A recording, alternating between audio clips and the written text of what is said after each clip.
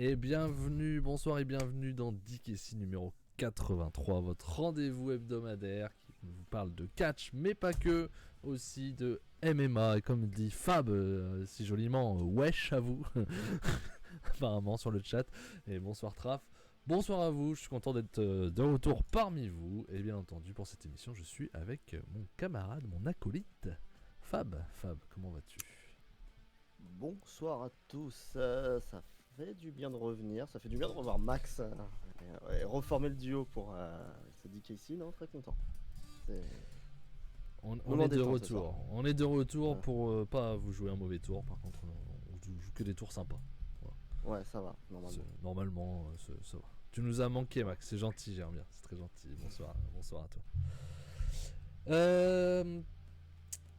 Petite intro personnelle, du coup, pour vous expliquer pourquoi j'étais absent depuis un mois.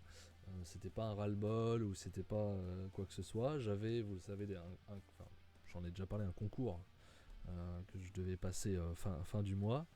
Donc j'étais pris par ça, mais surtout début mai, j'ai eu la douleur de perdre mon papa.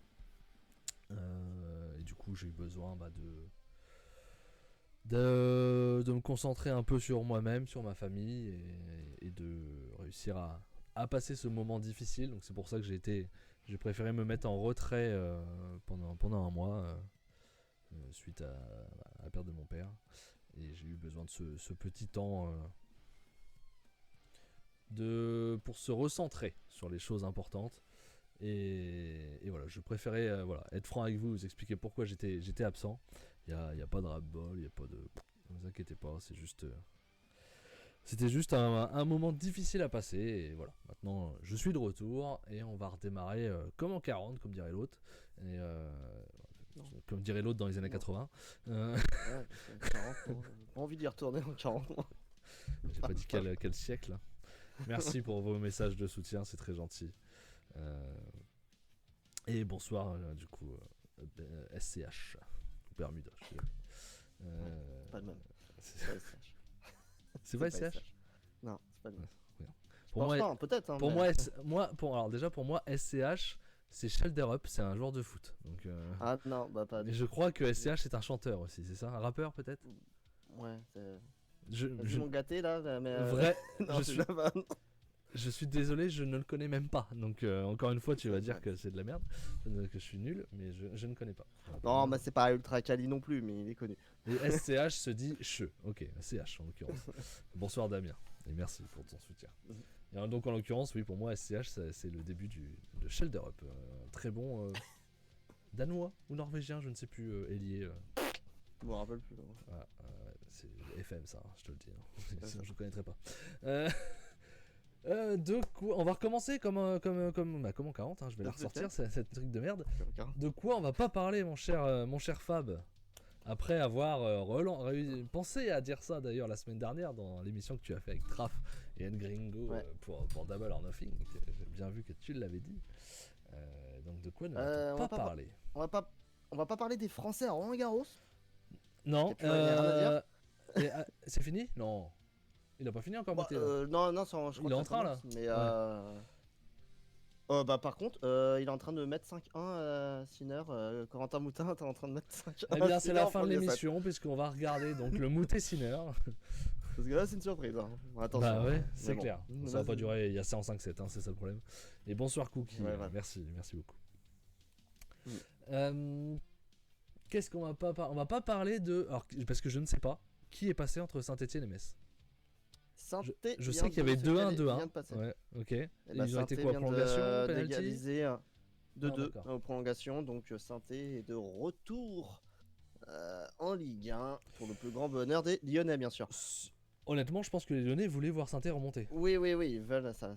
Ils ont besoin de leur fight annuel. Bande de débiles. Mais en l'occurrence, je trouve que c'est une bonne nouvelle pour le football français, puisque Saint-Etienne forcément est un historique du football français et a aussi une très grosse influence. Donc c'est quand même une très bonne chose. Et c'est bien que Euh, Metz redescende parce qu'on est habitué à un Metz historiquement ascenseur. Donc on retourne à Ouais, la et place puis, ascenseur. on va pas se mentir, on s'en fout hein, de Metz. Hein. Tout le monde s'en fout. Hein. Moi, je me rappelle de Frédéric Mérieux, c'est tout. Casten Dutch, voilà, ça, c'était l'époque. Quoi. L'époque, la vraie. Avec les vieux qui connaissent. Voilà. Donc, mais on va pas en parler de tout ça. On va pas en parler. Non, on va pas en parler. On va pas parler d'Ocon non plus. Non, non, ça vaut pas le L'Alpine coup, non plus veut plus en parler d'Ocon de toute façon. Il n'y a pas que nous qui veulent pas en parler. Donc, Traf nous dit, est-ce que tu vas nous parler brièvement peut-être oui, de ton appréciation de Ballon aussi. On va faire ça. On va faire ça juste après le sommaire. Effectivement, t'as raison, Traf. De toute façon, on a une partie qui correspond. Hein. Normalement, vous avez des indices de quoi on va parler aujourd'hui. Normalement. Cherchez un petit peu sur la. Si vous cherchez, si vous êtes observateur, vous connaissez déjà le sommaire. Mais vraiment, c'est pas si simple. Donc, et bonsoir Cody, merci beaucoup Cody. pour le sub. Cody qui a fait sa première émission que j'ai regardée ce matin, Pure Souffrance, hein, l'hebdo. Donc PFH, oui, j'ai eu peur de me tromper. PFH, vous pouvez la retrouver sur le YouTube de chez Cody, qui aura lieu normalement à peu près toutes les semaines, pas forcément le même jour. Il a déjà prévenu que pour le prochain, ça sera plus tard.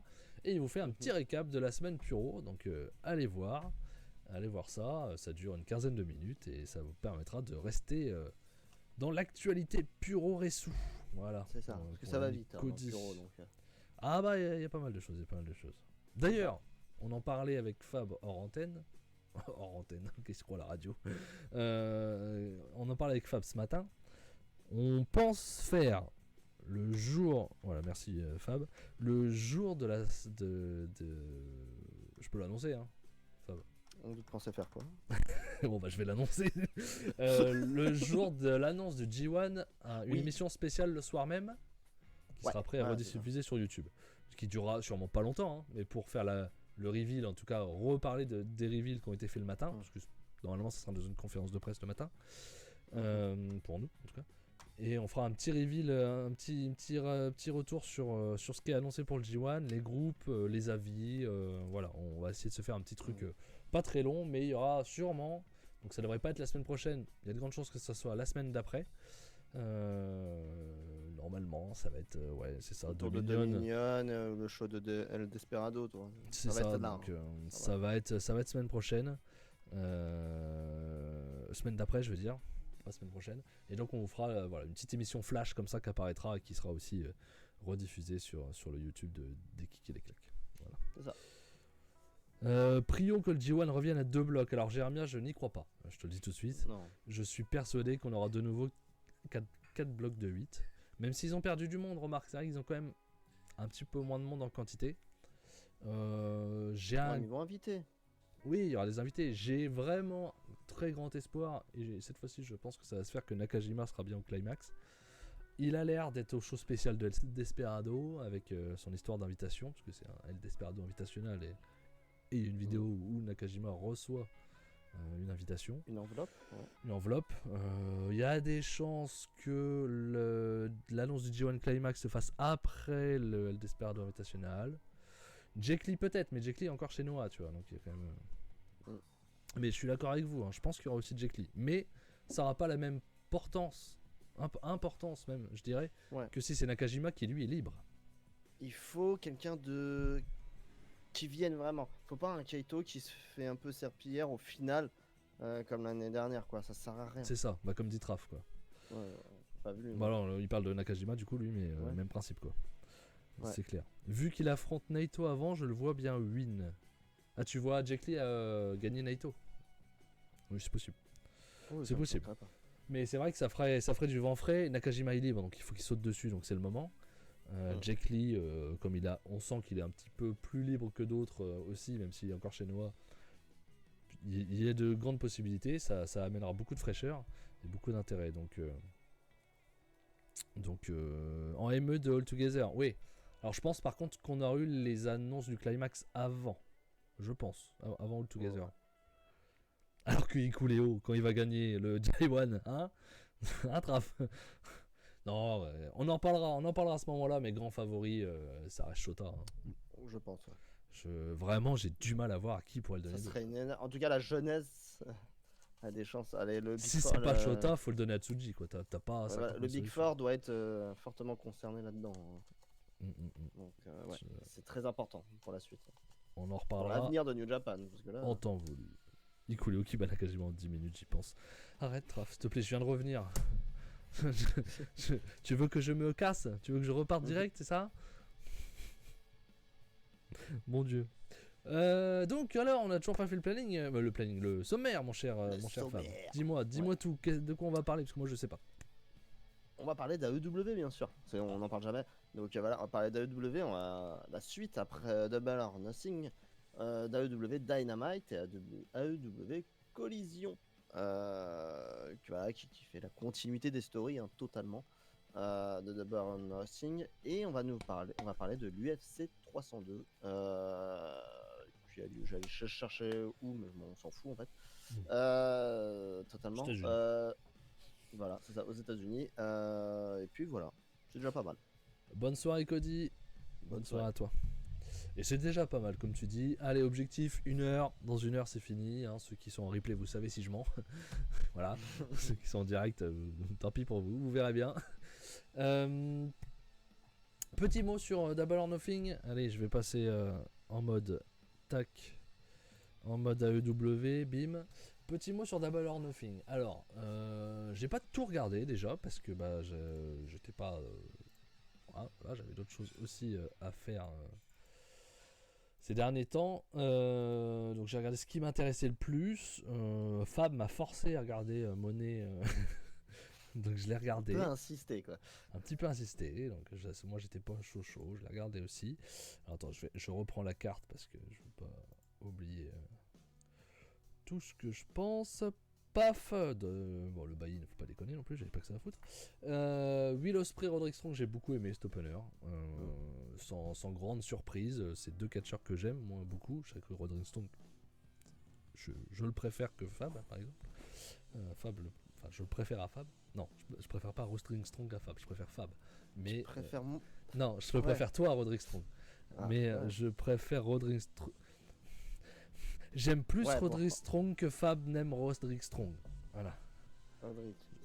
Roderick. Bon. Vous êtes sûr que vous voulez que je fasse un récap Ça va être long. Hein. Ça va être très long. Donc moi j'ai bien aimé ce combat. Voilà, il n'y avait pas trop de surprises. Non, pas il n'y avait pas trop de surprises, j'ai des conneries. Je pensais que Ospreay allait perdre avec une intervention ou un truc. Je voyais pas l'intérêt de lui donner le titre international. Je le voyais plus aller vers le titre mondial à All In. Donc moi dans mon esprit il perdait. D'une façon pas propre bien entendu. Spoiler, je me suis trompé.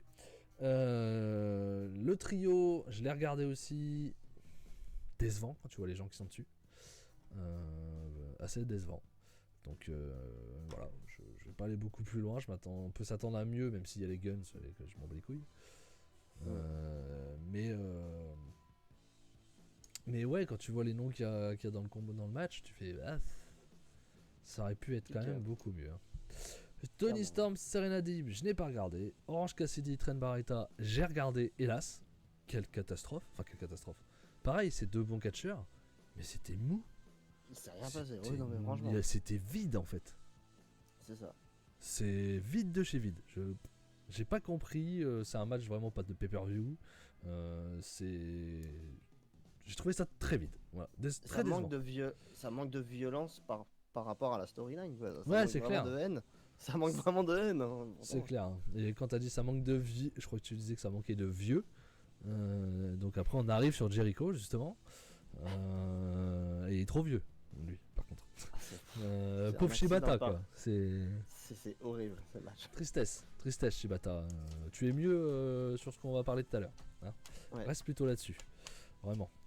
Je sais pas où ils vont avec Jericho, mais ça me fait peur. Après, si vous pouvez aussi enlever ce titre de merde, ça fera pas de mal. Oui. Ça sera pas plus mal. John Moxley contre Takeshita, quelle énorme déception.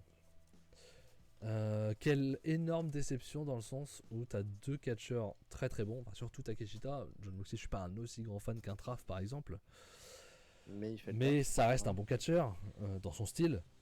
Mais lors ce match, je sais pas si vraiment ils sont pas cassés le cul ou alors si ça marche pas entre eux. mais c'était aussi très vide, je trouve. Je me suis emmerdé sur un John Moxley Takeshita pour le titre mondial de IWGP. Enfin, C'est pas normal. C'est pas normal. Anormal. C'est incompréhensible. Je m'attendais vraiment pas à ça. Vraiment pas. Adam Copeland, Malakai Black, moi j'aime bien l'aimer. Même si je suis pas fan des artifices, ce genre de choses. Je trouve que c'était très très bien. La blessure elle est bien faite, elle est bien workée. Jusqu'au saut final, c'était vraiment très bien. J'ai trouvé ça très violent. J'ai trouvé ça dans le thème.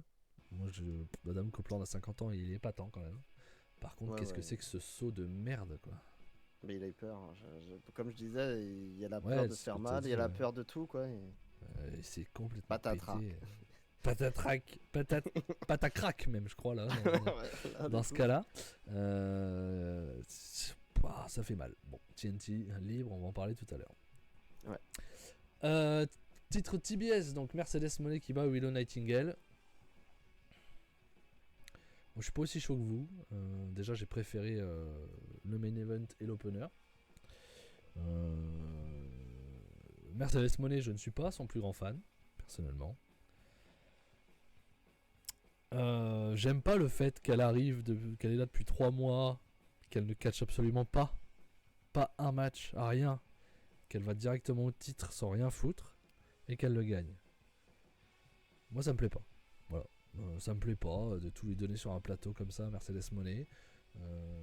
Je pense qu'elle a de la chance que la catégorie féminine AEW soit très faible et que du coup ça fait des étincelles et que ça la met plus en valeur encore par la faiblesse de la division, malgré les beaux noms. Mais moi je suis pas aussi enthousiaste que vous et ça m'intéresse pas des masses, quoi. Voilà. Je sais que je suis un peu à contre-courant là-dessus. Mais et pareil, Willow j'aime bien, mais je suis pas d'accord avec Jeremiah sur le côté méga star. Je pense qu'il lui manque quelque chose. Il y a du travail encore à faire sur le charisme. Ouais, le charisme n'est pas là. Sur le in-ring, il est là. Hein, Le in-ring, ouais, mais ça m'en. Enfin, je me tape pas le cul par terre non plus, tu vois. Parce que ouais, quand le in-ring est très fort, je me tape le cul par terre. C'est très bizarre comme concept. Mais... c'est très étonnant. Ça doit faire mal. Non, parce que je saute pas de haut. Donc ça va. Ouais. Alors, match pour le titre mondial qui n'est pas en main event, mon cher Fab. Ouais. Ça, tu devais pas être content, mais je te l'avais dit avec le Anarchy in the Arena, c'était non, pas mais sûr. c'était logique en même temps, c'était logique, mais bon, oui, c'est. Et surtout, je suis désolé, hein, mais Strickland Cage, ça fait pas match pour le titre mondial à AEW, ça non, fait pas main event hein, pour Double or Christian. Nothing, quoi. Mais le match est bien construit. Le match est pas mauvais, hein, clairement, hein, mais je suis pas hypé du tout, dans le sens où pour moi ça fait pas main event, ça fait pas match pour le titre, et j'ai pas de suspense. Voilà, ça fait beaucoup de choses qui me font pas bien rentrer dans le match. Hein. Pas de suspense, c'est le résumé du show. Moi, c'est Ospreay, pour moi, la surprise, c'est tout. Le reste, oui, y a pas de suspense. Ou alors des trucs que je m'en foutais, toi. J'ai Cassidy ou Trent Barretta, je m'en foutais. Ouais. Mais non, le match est cool. Le match est cool, ça fonctionne bien. T'as les interventions qu'on peut s'attendre. Nick Wayne qui fait des jolis petits trucs sur Strickland. Strickland qui ne peut pas perdre, bien entendu, et qui montre qu'il est fort. C'est du logique, c'est du très logique. Ça fonctionne. Voilà. Et enfin, on finit avec le Anarchy in the Arena. Que de beau monde hein, dans ce combat. Et ben moi, j'ai beaucoup aimé. Franchement, j'ai beaucoup aimé ce combat. Pareil, c'est pas moi le genre de match que je préfère. J'aime les 1v1 slip noir, moi, c'est comme ça. Et ben là, c'est pas du tout ça. Pas trop, non. C'est pas trop ça. Il y a quelques artifices. quelques. Et je trouve que ça marche bien. Ça marche très très très bien. Ils savent le faire, ça. Voilà. Ils savent très bien le faire. C'est le côté entertainment. Pas entertainment. Pas entertainment. Bah, si, entertainment. Quand même. Ouais, si, entertainment. Ça fait très attitude rame et contrôlé, quoi. Voilà, c'est la partie qui me plaît parce qu'ils savent le faire. Voilà, ça fonctionne bien. Et je pense que c'est le match. À chaque fois, ils arrivent toujours à nous faire quelque chose de différent. Ouais. C'est très dur de faire quelque chose de différent dans ce thème-là. Ouais, déjà, là, il n'y avait pas de cheval. Déjà, il n'y en avait pas. Mais il n'y avait pas Hangman en même temps. Il y a une raison. Allez, bonsoir, Brock Lesnar. Donc, c'est sûrement le match que je retiens le plus hein, du show. Hein. C'est celui que je fais ressortir, moi. Donc c'est très bien. Je trouve que il y a un truc que je me suis dit. Bon, déjà, ils font gagner Jack Perry, c'est intéressant. Sur Brian. Sur Brian. Non, Ouais. c'est sur Brian. Si, Brian. Intéressant. Moi, ce qui m'intéresse aussi dans l'histoire, et c'est la première fois où je me suis dit ça pendant ce combat-là, ça doit être une des premières fois, je pense qu'ils vont faire monter Darby Allin aussi. Je pense qu'un jour Darby Allin sera champion du monde. Je sais pas pourquoi. J'ai toujours dit le contraire, jusque-là, je pense. J'ai toujours dit, c'est l'underdog, machin. Il est vraiment trop dans le côté underdog, trop côté cascadeur, machin. Ils vont pas pouvoir. Bah, je sens qu'au final, ils peuvent le faire. Il faut vraiment qu'ils en fassent leur Jeff Hardy à eux, quoi. C'est ce que j'allais dire, oui, voilà, Jeff Hardy, c'était impensable, et ils l'ont fait. Il faut qu'ils en fassent leur Jeff Hardy à eux. C'est vraiment un mec maintenant qui est représentatif de la compagnie. Ça serait pas étonnant qu'en 2026, s'il est pas mort d'ici là, par exemple, il soit champion du monde, quoi. Il va falloir du temps. Il va falloir l'amener. Maintenant qu'il a pu Sting avec lui, il va être clairement en solo. Je pense pas qu'ils vont reformer une équipe avec quelqu'un tout de suite maintenant. Et je pense vraiment qu'ils peuvent le construire et l'emmener vers le titre mondial un jour au final. Et Ouais, ça serait pas une mauvaise chose. Ouais. Malgré sa petite taille, malgré. On met vraiment en underdog ultime, quoi. Et je sais pas pourquoi dans ce match-là, je me le suis dit. Je suis même pas capable de t'expliquer pourquoi. Il y a un truc en plus, hein, c'est tout. Mm-mm. Pas juste un spotter basique. C'est ça, il a quelque chose. Et il est représentatif de All Elite maintenant, je trouve. Ah, clairement, oui, c'est clair. Autant je pense aussi que Jack Perry aura le titre mondial un jour, mais je le pensais, entre guillemets, déjà avant. Avant, ouais. Avant, même quand il était face et fade, je pensais qu'il le deviendrait. Après MJF, peut-être même pour le prendre à MJF à l'époque, je disais. Mais je pensais pas à Darby Allin. Et plus le temps passe, et plus je me dis qu'ils vont le faire aussi. Ouais, Darby, il faut lui redonner un titre comme international ou continental après. Et après, mais je suis d'accord. Tu dois lui faire une étape importante. Comme Jack Perry, hein. Tu dois lui faire une étape importante. Est-ce que ça sera le TNT? Est-ce que les deux seront dans le TNT? Je pense qu'ils vont se croiser. Je pense qu'ils seront aussi dans le TNT tous les deux. Et on va en parler. Il faut en faire quelque chose. Il faut en faire une rivalité forte entre les deux. Parce qu'il n'y a jamais vraiment eu de gros contacts entre eux. Hein. Non, la rivalité qu'il y a eu beaucoup dans les 4 jeunes, entre guillemets, c'était MJF, Jack Perry. Qui était très bien, hein. On l'a dit, à l'époque on a dit c'est le premier d'une grande série, ils se retrouveront en main event ces deux gars-là. Donc voilà. Et donc on va pouvoir parler de tout ça. Voilà pour mon petit récap sur Double or Nothing. On va pouvoir passer à Dynamite. Alors avant je vais prendre quelques questions parce que là ça fuse. Je vois Okada versus qui pour Forbidden Door. Umino Takagi. Alors je sais pas si ce sera en 1v1, hein, je t'avoue. Oui déjà. C'est un peu tôt pour savoir, il n'y a rien d'écrit du tout sur l'histoire pour l'instant. Donc, et encore une fois, tous les matchs de Forbidden Door ne sont pas des matchs All Elite contre NJP. Hein. Non, pas du tout. On en a la preuve, exactement. Ouais. Damien qui nous dit je le vois champion, mais bien plus tard que seulement 26, il va avoir plusieurs opportunités, mais perdre. Oui, c'est possible, bien sûr. Je dis 26 parce que je disais 26 dans le sens, je le vois pas avant 2026. Voilà. Tu vois. Mais ça peut être même plus tard. Mais j'ai peur qu'il meure avant, donc il va falloir lui donner avant qu'il meure d'une cascade.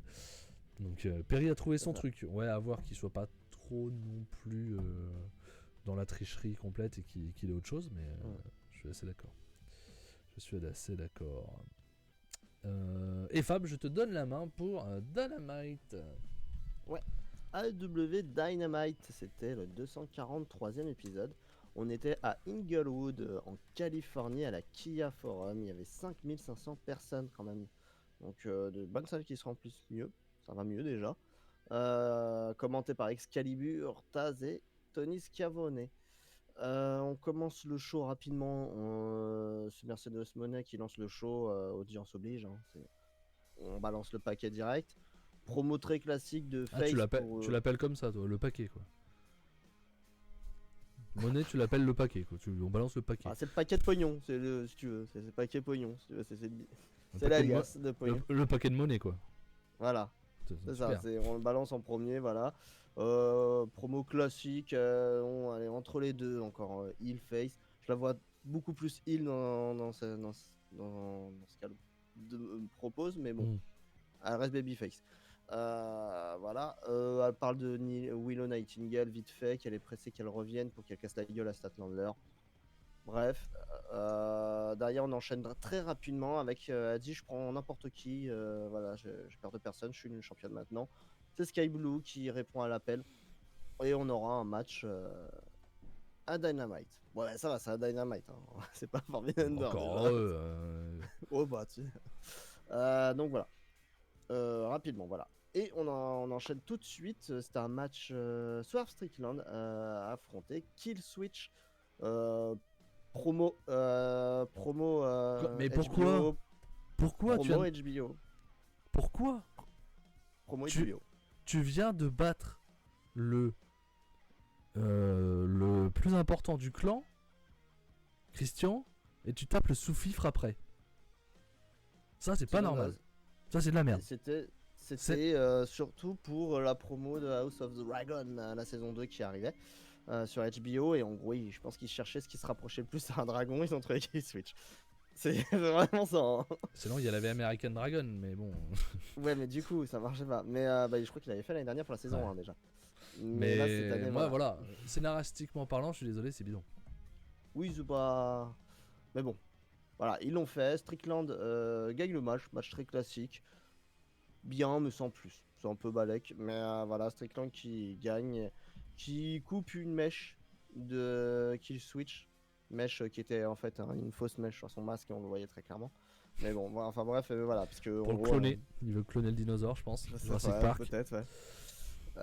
Oui, et voilà, je te coupe. Bonsoir Gringo Oui. qui nous dit je ne peux pas être là, Team Replay. Donc si t'es encore là, je te fais des bisous. Et puis si t'es pas là, bah, je te redis bonjour pour le côté replay. Voilà. Bisous Gringo. C'est ça. Donc voilà, rien de sorcier. Ensuite, t'as une promo de John Moxley qui se fait défier par Rocky Romero pour être number one contender pour le titre. Il fait ok. Le titre New Japan, c'est vraiment porte ouverte quoi, à toute la fenêtre. Hein. Ah, vraiment, ouais. Ensuite, je vais vraiment passer ça parce que ça m'exaspère cette connerie. Je smell le Jericho. Je sais pas pourquoi. Ça m'exaspère Big Bill, Jericho qui arrivent sur le ring, qui font leur promo pour énerver les gens. Je pense que vraiment, j'y ai réfléchi à ce qu'a dit Traf. Et il a tellement raison que c'est juste pour nous faire chier et ça me fait vraiment pas rire. Et ça marche. Ça marche, ça nous fait chier, mais ça, on n'a pas envie de regarder pour autant par contre. Ouais, voilà, c'est ça. En plus, il a enrôlé Brian Kiss. En même temps, je suis content parce que ça va donner du temps d'antenne à Brian Kiss, pour de vrai. Mais bon, c'est Jericho. Enfin voilà, c'est un peu tout ça en même temps. Hook est là, Samoa Joe est là. Oui. On va continuer la story. Voilà, j'ai pas compris Samoa Joe qui vient vers Hook. Genre. Oui, mais ils étaient déjà un peu copains. Viens, on va s'en occuper plus tard quoi. C'est un peu ça, j'ai l'impression. Oui, bah, il va le dire plus tard dans une promo. Ils disent que des gens intelligents ne se jettent pas dans la fosse au lion. Ils s'organisent comme il faut et ils iront le moment venu. Genre, on a un Samoa Joe réfléchi et calme maintenant. C'est bien sûr, ça me paraît évident. Je vais rebondir sur ce que dit Bermuda. C'est Clownesque le titre NJP en 2024, je suis d'accord. C'est pas Clownesque, mais en tout cas c'est mal fait, notamment chez All Elite. En tout cas, ils utilisent le titre comme tu utilises un titre américain et ils devraient pas. Et qui dit que tu peux le donner à Takeshita ou à Umino. Non, Takeshita NJP pour l'instant n'a aucun lien, il n'y aurait aucune raison. Et tu préfères le garder sur Mox. Je pense que c'est très intelligent de le garder sur Mox par contre. C'est pas le problème, Mox. Le problème, c'est pas Mox, c'est l'utilisation. Et le garder sur Mox, c'est très intelligent parce que New Japan a besoin de faire parler d'eux actuellement, puisque effectivement, à l'international, perdre Ospreay, Okada, Jay White l'année dernière, perdre des gars comme ça leur fait du mal. Avoir un Mox champion, ça fait parler de toi à l'international, et ça permettra de mettre en avant Shota Umino quand il faudra. Donc pour moi, que Moxley, ce n'est pas un problème. Et au contraire, je pense que c'est une bonne idée. Par contre, il faut bien s'en servir. Et le mettre, par exemple, en main event de Dominion contre Evil, ce n'est pas bien s'en servir, surtout pour Dominion. Voilà. Ouais, on enchaîne justement Moxley, Rocky Romero pour l'éliminator match. John Moxley gagne, étonnamment. Il gagne le match, un match assez classique. Pas foufou. John Moxley qui gagne, voilà. Après, on a la promo Don Callis. Don Callis qui arrive sur le ring. Comme promis, il s'était vu avec. Il avait dit qu'il le ferait. il veut offrir un contrat à Orange Cassidy pour qu'il rejoigne la Don Callis Family, tout simplement. Donc Orange Cassidy arrive sur le ring. Orange Cassidy déchire le contrat et il lui dit non. Bon, on va pas plus loin. Et Don Callis s'énerve, il le chope par le bras et lui dit on ne refuse pas Don Callis. C'est tout simplement. On ne dit pas non à Don Callis. Derrière, on a Stokely Hathaway et Chris Statlander qui arrivent aux abords du ring. Ils haranguent aussi, ils se moquent de Cassidy parce que c'est vraiment devenu bipolaire. Statlander, elle est totalement méchante. Ouais, donc il me semble que c'est son compagnon dans la vraie vie, Cassidy, donc elle le taunte un peu. Et ça en profite pour que Trent Beretta arrive dans le dos de Cassidy et le tabasse, tout simplement. Et Beretta fait le câlin du best friend à Don Callis et rejoint officiellement le clan de Callis. Je trouve ça aberrant parce que je l'ai dit dans l'émission, je sais qu'on s'en fout un peu parce que c'est de la mid-card, mais pourquoi Beretta a perdu ce putain de match ça n'a aucun sens. à Double or Nothing, ça lui fait perdre toute ses crédibilités. Tu veux faire monter Beretta, un petit push, je dis pas un truc de fou, il fallait qu'il gagne. Tu peux faire quelque chose de fort, un petit moment, mais le faire perdre, il a déjà perdu crédibilité pour moi. Il va faire quoi? Pas grand chose. C'est déjà fini en fait pour moi. Donc voilà, on entasse des mecs. Beretta va rejoindre Don Callis et on verra ce que ça donne. Ça va pas être grand chose. Non, rien de bon, je pense. Non, il va rien se passer. Rien de bon. Trent aurait dû gagner sur une gruge. Oui, voilà. Oui, voilà, ça aurait été bien sûr. Voilà. Et c'est là que tu faisais intervenir Don Callis. Pourquoi faire un segment à Dynamite? Bon, c'est pas comme s'il y avait trop d'interventions déjà, d'ailleurs. Mais bon, ça c'est encore un autre problème. Oui. Vous l'aviez dit la semaine dernière, je suis totalement d'accord avec vous. René Paquette est avec Daniel Garcia et Matt Menard. Il parle de... ça attends, contredit ce que... je te coupe. Damien nous dit, je lui donne le titre TNT. Je pense qu'il parle de Beretta. Ouais, mais moi, c'est s'il avait battu Cassidy, je suis totalement d'accord. Je l'aurais mis dans la course. Après, on sait pas quels sont les matchs de qualif. On en a qu'un, je crois, pour l'instant. Ouais. On est d'accord. Hein. Il a eu lieu, je crois, déjà. Rampage, il me semble. Ouais, je crois que c'est avec Phoenix. Donc, je sais pas. Je sais pas je crois qu'il y a 4 places. Il y a que 4 places. Il me semble que c'est 4 places. C'est léger. Hein. Ouais, il me semble que c'est 4 places. Je pense que on verra. Je sais pas si Trent sera dedans. Hein. Parce que je pense qu'il y aura Jack Perry, parce que bon, ils l'ont annoncé quand même. Je pense qu'il y aura Darby Allin. S'il est apte. Ouais. Il a mangé quand même. À voir, ouais. Après dessus, tu peux mettre Beretta en 4ème, mais bon, voilà, il aurait fallu qu'il gagne de Double or Nothing déjà pour lui donner un peu de crédibilité. Du coup, ouais, René Paquette en interview avec Garcia et Menard, ça va contredire ce que je vais dire plus tard. Voilà, mais Garcia se lance dans la course pour le titre international. Je pense que ça va être il y a d'autres choses qui font penser autre chose après. Ouais, je pense que ça va être pour un weekly. Hein. Ça va être un match une fois pour un weekly. Il va monter en puissance. Ospreay Garcia. Ah non, oui, non, pas. T'as dit l'international, le continental. L'international. Ouais, non, c'est l'international, ouais. Ah bah donc Ospreay Garcia. Ouais, Ospreay Garcia, pardon. Ouais, mais je pense que ça serait sympa. Oui, mais voilà, c'est pas la vraie. Je pense qu'il y a d'autres choses à faire avec Garcia là. Oui. On peut faire autre chose. Et de plus intéressant pour plein de monde, je pense. C'est clair. Derrière, Mercedes Moné, Sky Blue. Mercedes Moné qui conserve. Sky Blue, c'est toujours aussi fade. C'est pas intéressant. Faut arrêter avec Sky Blue. Hein, il n'y arrive pas. Donc, c'est pas bien. Mais la bonne nouvelle, c'est que quelqu'un débarque sur le stage après le match. Et là, par contre, c'est autre chose. C'est pas la même mayonnaise. Stephanie McMahon. Non. En plus, ça s'appelle pas Stéphanie. Pourquoi je dis Stéphanie? Si, c'est ça. Si, c'est ça. Non, mais McMahon, je sais même plus. Bah, si, c'est ça. Si, c'est Stéphanie aussi. Oh putain, je perds mes. Vacker, championne Woman Strong de NJP, mais surtout quelque chose de la CMLL. C'est là où elle fait ses armes, surtout. Très très bonne catcheuse. Ça va être une exhibition, même si c'est pour le titre, ça va être une exhibition et ça peut être super pour Forbidden Door, donc je suis content.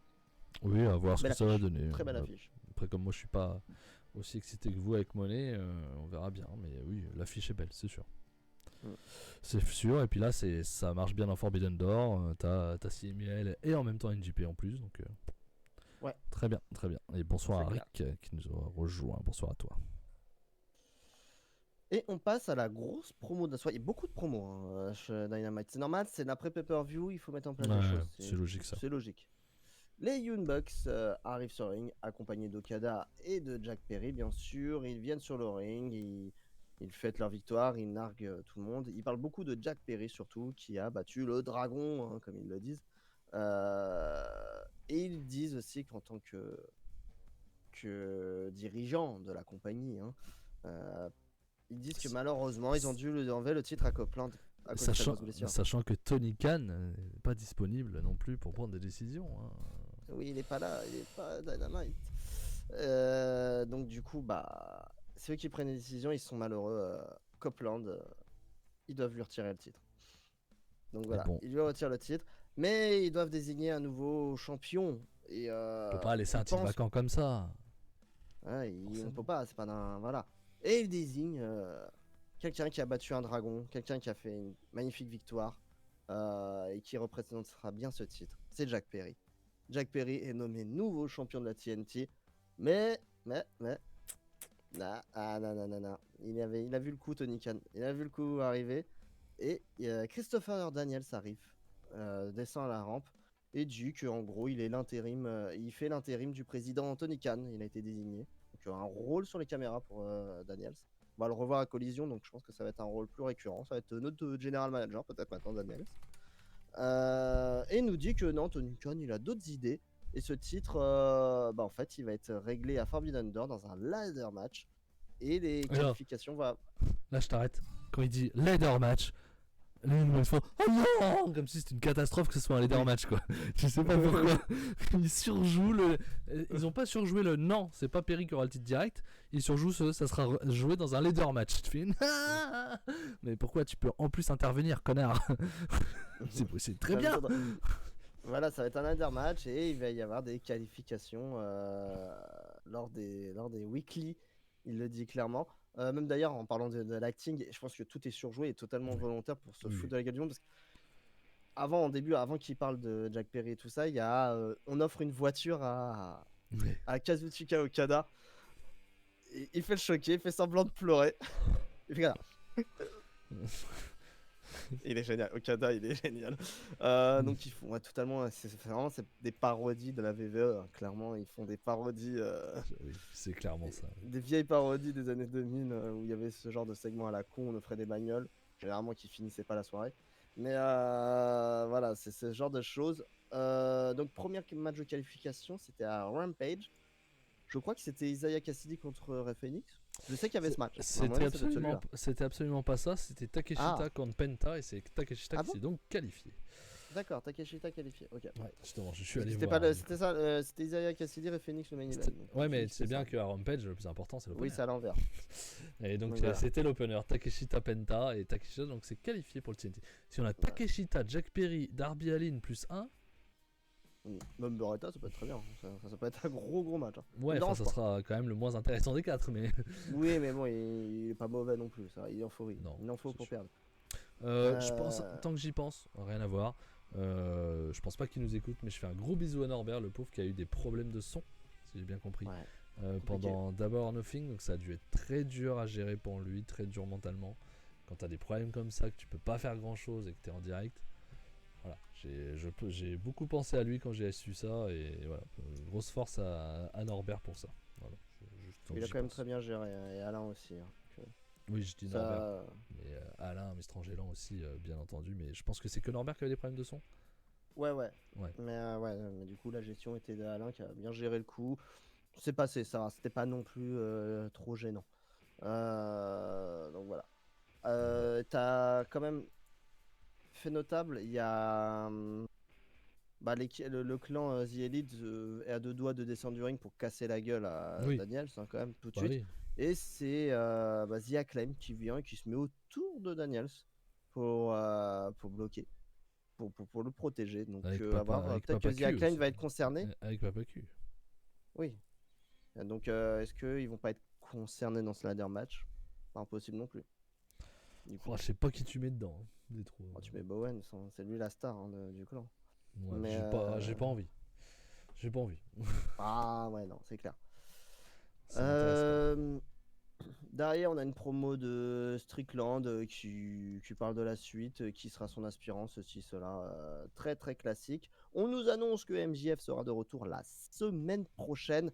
Et après la pub, il y a un mec qu'on avait oublié dans l'histoire du catch. C'est Rouge qui est là. Ouais, c'est Oublié clair. qui était là. Il est là, il fait Ah, MJF est de retour. Ouais, mais il va devoir passer par Faut moi passer avant. par moi. Voilà, je serai le premier à perdre. Voilà. Ok, Il si l'a tu pas veux, dit, on- mais bon, du coup, c'est ça. D'ailleurs, j'en ai pas parlé pendant le petit récap Forbidden Door de ma part. Forbidden Door. Je fais déjà un récap de Forbidden Door, moi, je suis fort. D'abord, Nothing. Quel plaisir de revoir MJF. Vraiment, ça m'a fait un plaisir fort. fou de revoir MJF version Hogan. Enfin, Triple H. couleur Hogan. Ouais, Ouais. c'est surtout ça. Mais effectivement, en jean, version retour de Triple H des années 2002. 2002. Ouais. D'ailleurs, on n'a pas des émissions à faire de cette période. Ouais, ça me dit un truc. Hein. Au fait, j'y pense. Faut qu'on vous On fasse va ça. rattraper tout ça. On va Forcément, accélérer. vous avez compris, il y avait une raison. Mais il faut qu'on y retourne là-dessus. Quel plaisir de voir MJF de retour. Vraiment, il a l'air en plus in shape, le cochon. Franchement, je suis très content et je suis impatient de voir ce qu'ils vont faire avec lui. Apparemment, plutôt côté heel. Ouais, clairement. Oh, oui, clairement. Je pense. Non, entre les deux, je pense. Ça va être On dur. va- on- Ça va être dur pour On être va heel. être winner quand même, hein, un peu. Il va nous faire un peu Moxley, Danielson, et voilà, quoi, c'est un peu dans l'idée. Et on passe au Gauntlet match qui a été annoncé, qui nous donnera l'aspirant numéro 1 pour Forbidden Door, pour Swerve Strickland. Casting 5 étoiles. Aucune j'ai envie de te annonce, dire. on est d'accord. Ouais.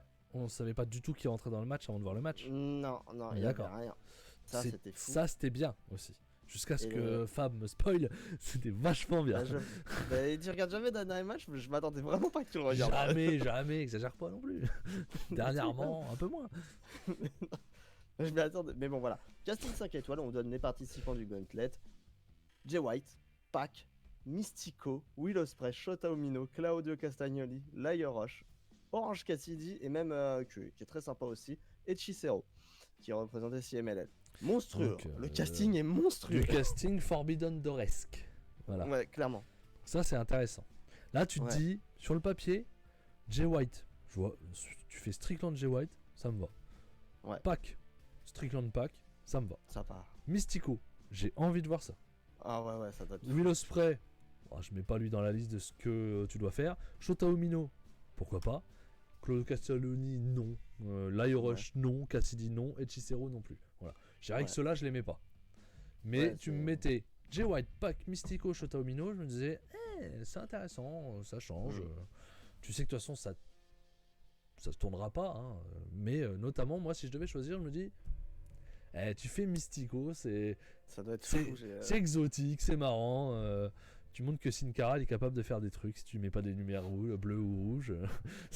c'est intéressant. C'est une machine quoi. Mais ouais. Et bah, c'est pas ce qui va se passer. Le match est très bien. Hein. Le Gauntlet est très très bien géré. Hein, j'ai beaucoup aimé ce match. Il y a vraiment de très belles choses dans le combat. Et c'est Will Ospreay qui finit par win sur. Je sais même plus. Umino. Non, je sais plus quel. Cassidy. Qui arrive déjà blessé, donc ça explique qui prend le pin. Oui, voilà, c'est ça. Puisqu'il se fait attaquer pendant le Dynamite.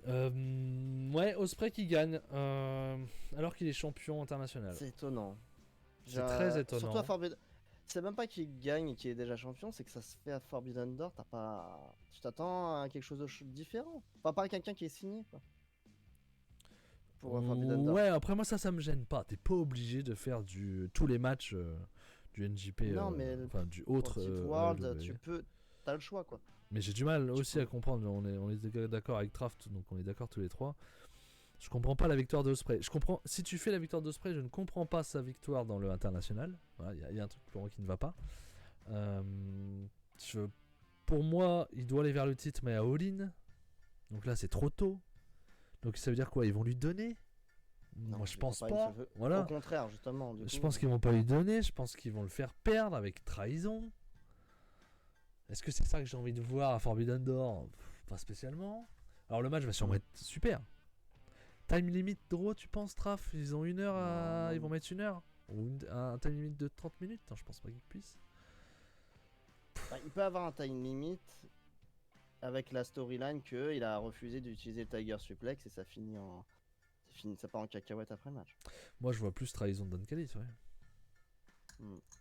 Je vois plus trahison de Don Callis, mais. Et tu le relances. Mais ça veut dire quoi? Tu le remets à all-in pour le titre? Donc ça veut dire que c'est plus Strickland? Non, je pense que tu vas sur autre chose. Moi, je pense que Don Callis va nous sortir un autre. Je parle pas de Beretta. Il va nous sortir un autre, un nouveau guy, je ne sais pas qui. Hein, Pour maintenant, all-in? qui affrontera Ospreay all-in pour le titre. C'est vrai qu'il n'y a plus de pay-per-view hein, jusqu'à all-in. Hein. Hmm. Après ça. C'est compliqué. Ouais. Pour moi, c'est Page Swerve à all-in. Ah, mais c'est pas Tu peux all-in. avoir Page. Hein. C'est pas all-in. Enfin, c'est pas. Quand t'as Ospreay, tu viens de récupérer Ospreay, tu l'utilises Ospreay. Pour moi, all-in, tu dois le mettre en main event. Sinon, tu Ah, voles. bah, Il va voler le show. Comment tu passes après Ospreay à all-in? C'est sûr. Bah, si tu fais Swerve Page, ça va être dur quand même, mais tu peux faire. C'est tellement hypant pour les gens d'un retour de Page et on reprend, on remet une petite couche avec cette énorme rivalité. T'as intérêt à mettre Ospreay en opener alors, hein, pour que ça soit loin. Hein. Bah, pas en Angleterre, tu peux pas. Bah, c'est ça le problème. Mais si tu, Si tu le mets trop proche du main event, pour moi ça. Moi, je pense que les deux marcheront. C'est pas gênant. Mais je pense que oui. Swerve, Page, Ospreay. Oh, je suis pas fan. Non, il faut des single match. J'aime pas ça. Mais moi aussi, je veux du 1v1. Ouais. Pour des petites mineures, oui, mais pas pour les.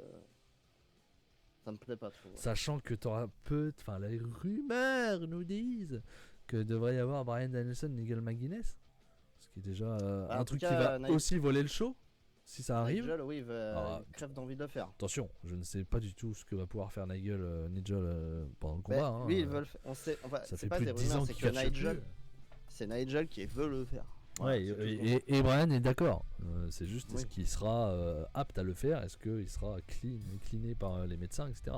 Mais si en plus ça arrive et que tu as aussi un match d'Ospreay, je veux dire, ça va être dur pour les autres. Quoi. Bah, tu vas avoir une belle carte, ça sera tant mieux. Moi, après, je vais pas me plaindre. Non, mais c'est dur pour le main event. Il faut aussi qu'une construction de cartes soit logique.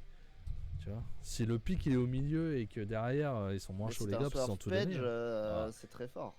Ouais, mais pour le public anglais, ça sera derrière les deux autres matchs. Mais quoi qu'il arrive, Ospreay il sera toujours devant. Quoi qu'il arrive. C'est pour ça qu'il faut le mettre en main event. Bah tu peux faire non, pas forcément. Tu dois l'amener en main event. Si tu voulais faire Strickland Ospreay, tu devais attendre all-in. Quitte à le faire perdre, peu importe, je m'en fous. Mais tu dois le mettre en main event. Pour moi, t'as pas le choix. Et si Ospreay prend le titre, il affronte qui à all-in? Alors je ne pense pas qu'il prendra le titre. Non. Mais en supposant qu'il prend le titre, qui c'est qui peut affronter? Bon, après il y a plein de possibilités. À all-in, tu peux lui mettre un Okada, tu peux lui mettre un Jay White, tu peux lui mettre. T'as plein de monde possible. Hein. Ça, à la limite, c'est beaucoup plus facile à booker, je trouve. T'as du monde à lui mettre Ospreay en face en tant que champion. Ça va. Moi, c'est plus. Si ils ont dans l'optique de quand même le mettre en main event de all-in, comment tu fais après le faire perdre contre Strickland? Qu'est-ce que t'amènes? La revanche? Je pense pas que c'est prévu. En fait, tout simplement, ça n'a jamais été prévu, c'est tout. Bah ouais, j'attends de voir.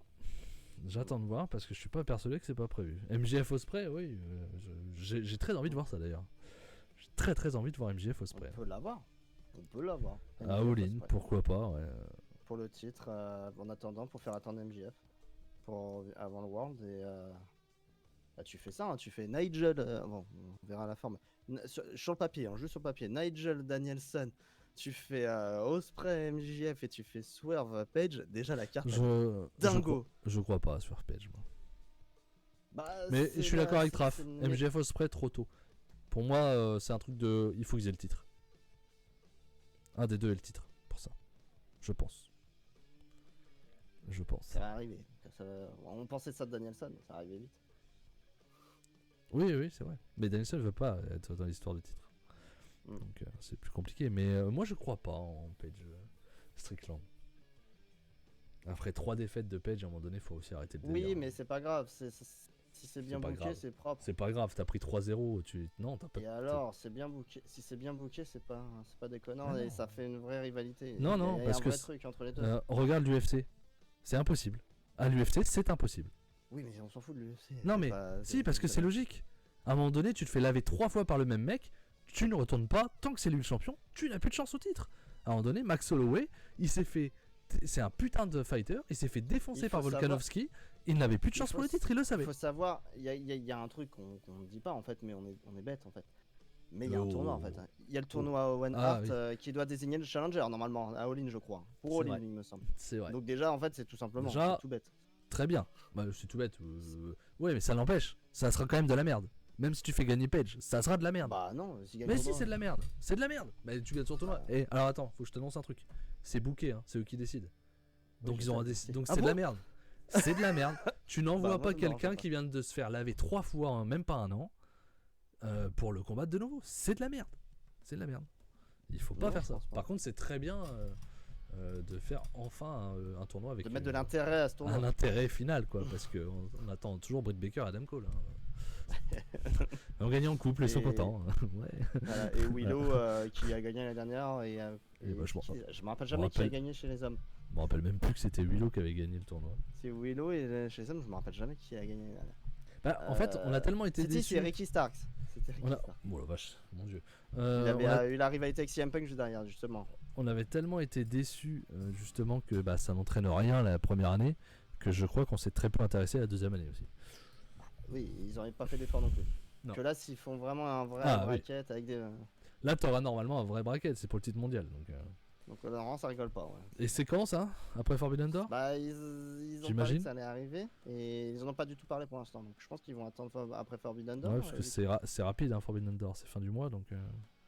Bah, Et après, ils ont le ont- faire après. Après, ils ont 2 mois, 2 mois de vide en plus, donc enfin de vide, Bah, justement, sans pay-per-view. Donc Justement, c'est intéressant de le mettre là pour faire. c'est ça, c'est pour ça. Ils le feront après Mm. Forbidden Door, je pense. Mm. Mais j'espère un beau tournoi à je sais pas, à 16 quoi. T'as le temps. Ouais, on va voir. C'est clair. T'as le temps. On passe à collision. Allez. On est un peu en retard du coup. Ouais, j'avais dit déjà, 1 heure. Hein. Ouais, pour AEW. AEW Collision, le 47e épisode. On était à Palm Desert, en Californie, à Acrisure Arena, à la France. On était aux États-Unis. Continue. Voilà, dis ça. 2800 personnes. Nigel McGuinness, bien sûr, Tony Schiavone et Matt Menard en guest à un moment. On commence le show. Je reprends mes notes que j'ai pas effacées, c'est bon. Je peux te dire que je n'ai pas noté. On commence avec FTR qui vient sur le ring, qui discute un peu et qui nous font comprendre qu'ils vont faire un petit break entre guillemets. Ah. Pas- Ça arrive ils le disent souvent pas quand même, clairement. hein, qui font des breaks quand même. Hein. Ouais, mais voilà, on va souffler un peu. Jack Perry nous fait une promo juste derrière dans la douche, il est tout mouillé, il dit que tout le monde me déteste. Enfin voilà, c'est le scapegoat quoi. Promo scapegoat. Derrière, Roderick Strong affronté Lio Rush. Bien bon match. Tu l'as pas vu du coup, t'as pas regardé du tout Collision. Non, j'ai rien maté. Non. Bah, bien bon match entre les deux, étonnamment. Ça finit quand même par une tricherie de Matt Taven et Mike Bennett qui distrait Lio et Roderick Strong gagne le match. Et Logique. l'intérêt, oui, logique quand même.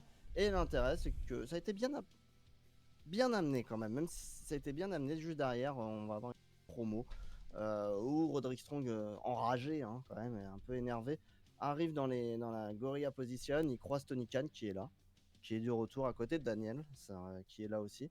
Et il lui dit clairement ouais, je sais pas, j'aurais dû être dans le dernier membre du Gauntlet, c'est scandaleux, Cassidy était blessé, j'ai pas été dans le Gauntlet, c'est de la merde, je suis pas content. Il nous parle de Ospreay aussi, qu'il a pas de revanche. Donc il s'énerve, si ceci, cela, il fait moi je te le démonte ton Strickland et je vais affronter Ospreay à Forbidden Door, j'en ai rien à foutre. Et ça excite Tony Khan, il rigole, il fait ok, c'est bien, ça me plaît, vas-y, bah, demain à Dynamite, t'as ton match de championnat du monde contre Strickland. Voilà comment ça a été amené. Ça a été bien amené, honnêtement. Ok. Donc voilà comment c'est arrivé. Suspense. Mais, Hein. oui, gros suspense. Mais voilà. Là, c'est revanche, fait Rodri comme Strong Ospreay pour le titre mondial, hein, du coup. ça. Ouais, c'est pas un éliminator, hein, c'est vraiment un match de championnat et le gagnant ira à Fort Dividander contre Ospreay. C'est officiel. Voilà, c'est dans l'idée. Donc à voir, ça fera un bon match. Ça, on peut en être sûr. Bien sûr. Mais voilà, c'est pas de Ouais. suspense, bien entendu. Non, ça va pas trop. Non. Daniel Garcia, justement, on en parlait tout à l'heure, était C'était accompagné quoi le de truc Katsuyori intéressant Shibata. Voilà, c'est quoi Voilà. le truc intéressant autre que le TNT? Oui, parce qu'ils avaient déjà fait équipe un peu, et là ils refont équipe avec Katsuyori Shibata, Daniel Garcia slip noir, en plus. Ils ont même leur pose, hein, à la pose Shibata qui se pose en tailleur sur le milieu du ring et Garcia qui danse au-dessus de lui. Ah non, ah oui, d'accord. Il danse Ah. au-dessus de lui, donc vraiment. Arrête avec ça, putain, tu me pètes les couilles, Garcia, je te jure. Shibata, il va Donc, te mettre des. Il va Bah non, mais... il va te taper. Hein. bah non, mais ça crée vraiment les trucs, Ouais, le l'extrême. contraste. Voilà, le contraste entre les deux, ça rend bien. Ils affrontaient les Workhorsemen qui sont de retour, entre guillemets, parce qu'Anthony Henry avait résilié son contrat et il est revenu. Comme promis, Tony Khan avait dit qu'on résilie son contrat le temps qu'il se blesse, qu'il était blessé et le temps qu'il revienne, comme promis, il l'a signé. Et... Ouais, bon, toujours pour perdre, hein, par contre, faut pas rêver. Mais Oui, bah, ils sont là pour mettre en avant les autres. Bonsoir, Johan, qui Voilà. nous rejoint. Bonsoir à toi. Bonsoir, Johan, je sais pas. Victoire de Daniel Garcia, Katsuyori Shibata sans suspense, bien sûr, mais un bon petit match, un bon 3,5, 3,25. Ça fait le café. Belle victoire entre les deux, donc moi je les vois vraiment aller challenger. Après, ça va être très dur parce que C'est les Bucks, hein. champions sont très très forts. Mais pourquoi pas, franchement, tu fais ça à Forbidden Door, Daniel Garcia Shibata contre les Bucks, moi je prends. Hein. C'est magnifique. Ça serait génial. Derrière, on a une promo de Stokely Hathaway et Chris Statlander qui continue à se moquer de Willow. Voilà, c'est suspense. Je pense que Willow va pas tarder à revenir et lui casser la gueule. Thunder Rosa est là. Thunder Rosa qui a perdu dans le buy-in de WWE Nothing contre Deonna Purrazzo qui a turn. Donc Thunder Rosa, on essaye de la remettre en avant. Elle a affronté Reina Dorada, une catcheuse de la AAA. Donc aucun rapport à Forbidden Door du coup, parce que c'est AAA. Thunder Rosa la squash en 3 minutes. Donc voilà. Après, pardon, je voulais revenir sur Garcia Shibata. Shibata, comment Tony Khan l'aime beaucoup. C'est pas impossible. Ouais. Alors, ça serait trop tôt. Si c'est ça, si c'est pour qu'ils prennent les titres, ça sera pas Forbidden Door, ça sera plus tard. Mais moi, je pense que c'est possible qu'il soit champion. Garcia Shibata, ça serait intéressant pour les deux. Hein. Ah, t'as les boss finales. J'irai pas les Bucks, c'est champion. Ouais, mais bon, les boss finales, qui va les battre à part FTR alors? Bah, FTR. Voilà, à un moment donné, c'est chiant. Non, mais une team qui va rejoindre Omega, quoi. Parce que dans la finalité, c'est ce qui va se passer. Ouais, attention, Omega, il est pas prêt de revenir. Hein. Oui, non, c'est sûr, mais je pense qu'ils vont être longtemps champions. Hein. Je sais pas. Moi, je me dis, si vraiment ils veulent former une équipe, Garcia Shibata, c'est. Moi, attention. Je dis que c'est pas impossible, quand même. Ouais. Derrière, on l'a eu en promo en début de show, un peu, on s'en fout. Gates of Agony, maintenant qui est Cage of Agony. Ils sont tués dans Mogul Embassy, il n'y a plus de ça, c'est terminé. Bishop Come, Toa Liona et Brian Cage qui se relancent dans une promo déjà dans le run trio et qui vont battre une équipe de jobbers. Donc, et qui vont même tabasser après. Donc on les relance pour le titre trio en fait. On s'en foutait déjà avant, on s'en fout toujours. Hein. Ouais, voilà. Claudio Castagnoli a affronté Johnny TV. Claudio a gagné. C'était vraiment une exhibition, on s'en fout un peu.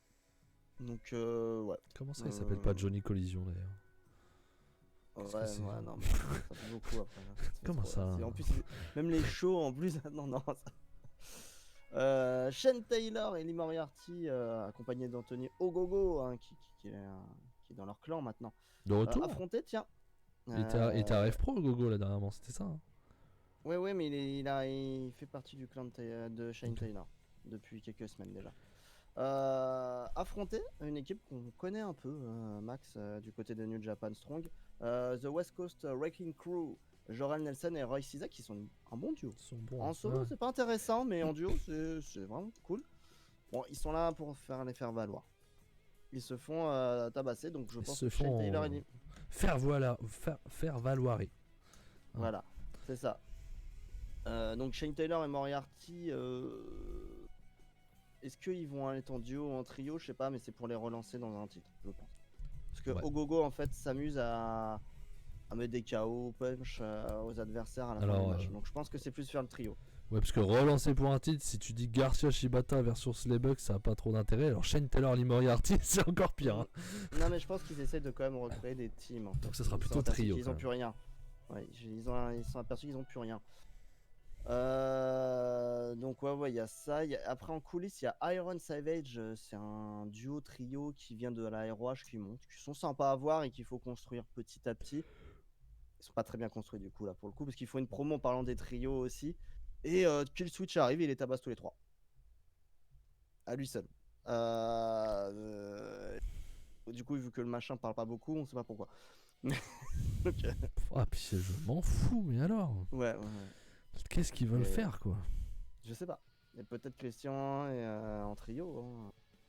Je sais pas. On sait pas, il parle pas le machin. Donc, on comprend pas. Ouais, tu fais Christian Killswitch et Nick Wayne en trio. À voir.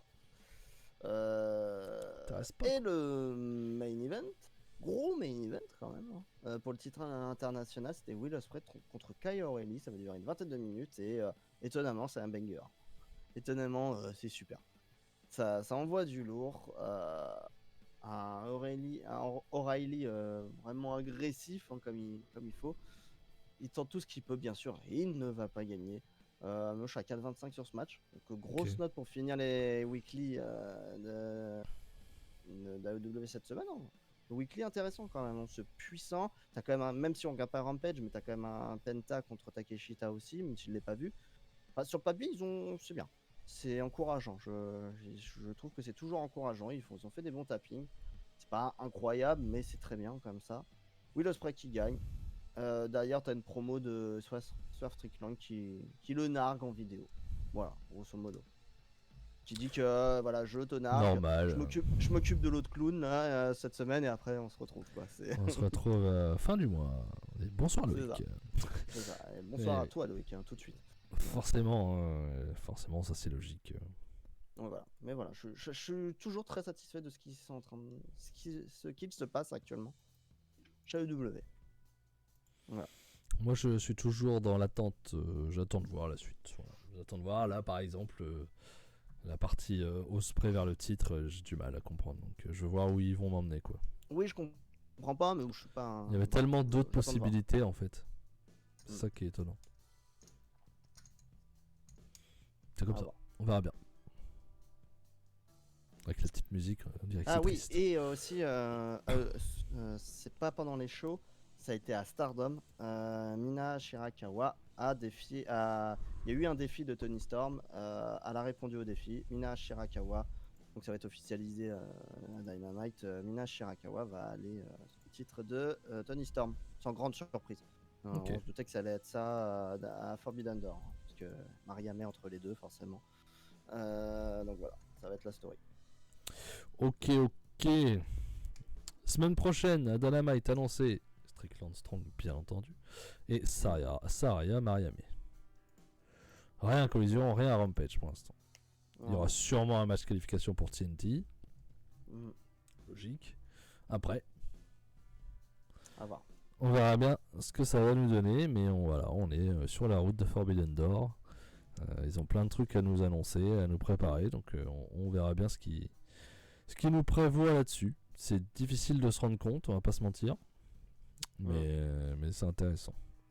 Et dans les infos, alors je sais plus quand est-ce qu'elle est sortie cette info-là, All Out a été déplacé d'une semaine. Quel plaisir. Ah, je sais pas si tu l'as vu. C'est plus une semaine après All In, mais 2 semaines après. Ça changera pas tellement la donne, mais bon. Ça reste mieux quand même. Tu respires quoi. Voilà. C'est quand même plus intéressant. Même si All Out était très bien sans aucune construction. Malgré tout, c'était un des meilleurs shows de l'année, donc voilà. Niveau in-ring. Mais tant qu'à faire, si tu peux faire les meilleurs shows in-ring et avoir un peu de construction en plus, c'est pas mal. Je prends. On va passer à la partie, puisqu'on a fini la partie All Elite, hein, je pense, à part si t'as autre chose à discuter dessus, on verra bien, on en reparlera la semaine prochaine de toute façon.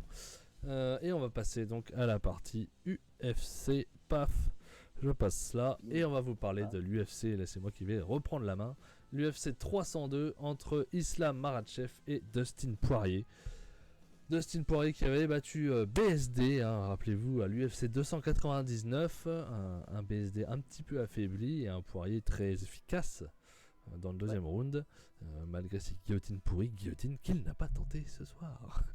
Spoiler. Étonnamment. Hein. Sinon, il aurait perdu plus tôt. On va commencer. Alors, on va pas parler du pré-show, enfin de la prélim, parce qu'on l'a pas regardé. On va juste dire que Jailton Almeida, le 7ème poids lourd, était contre le 13ème poids lourd, encore en prélim. Tu vas comprendre. Il a gagné, puisqu'on n'avait même pas été voir au final avec Fab.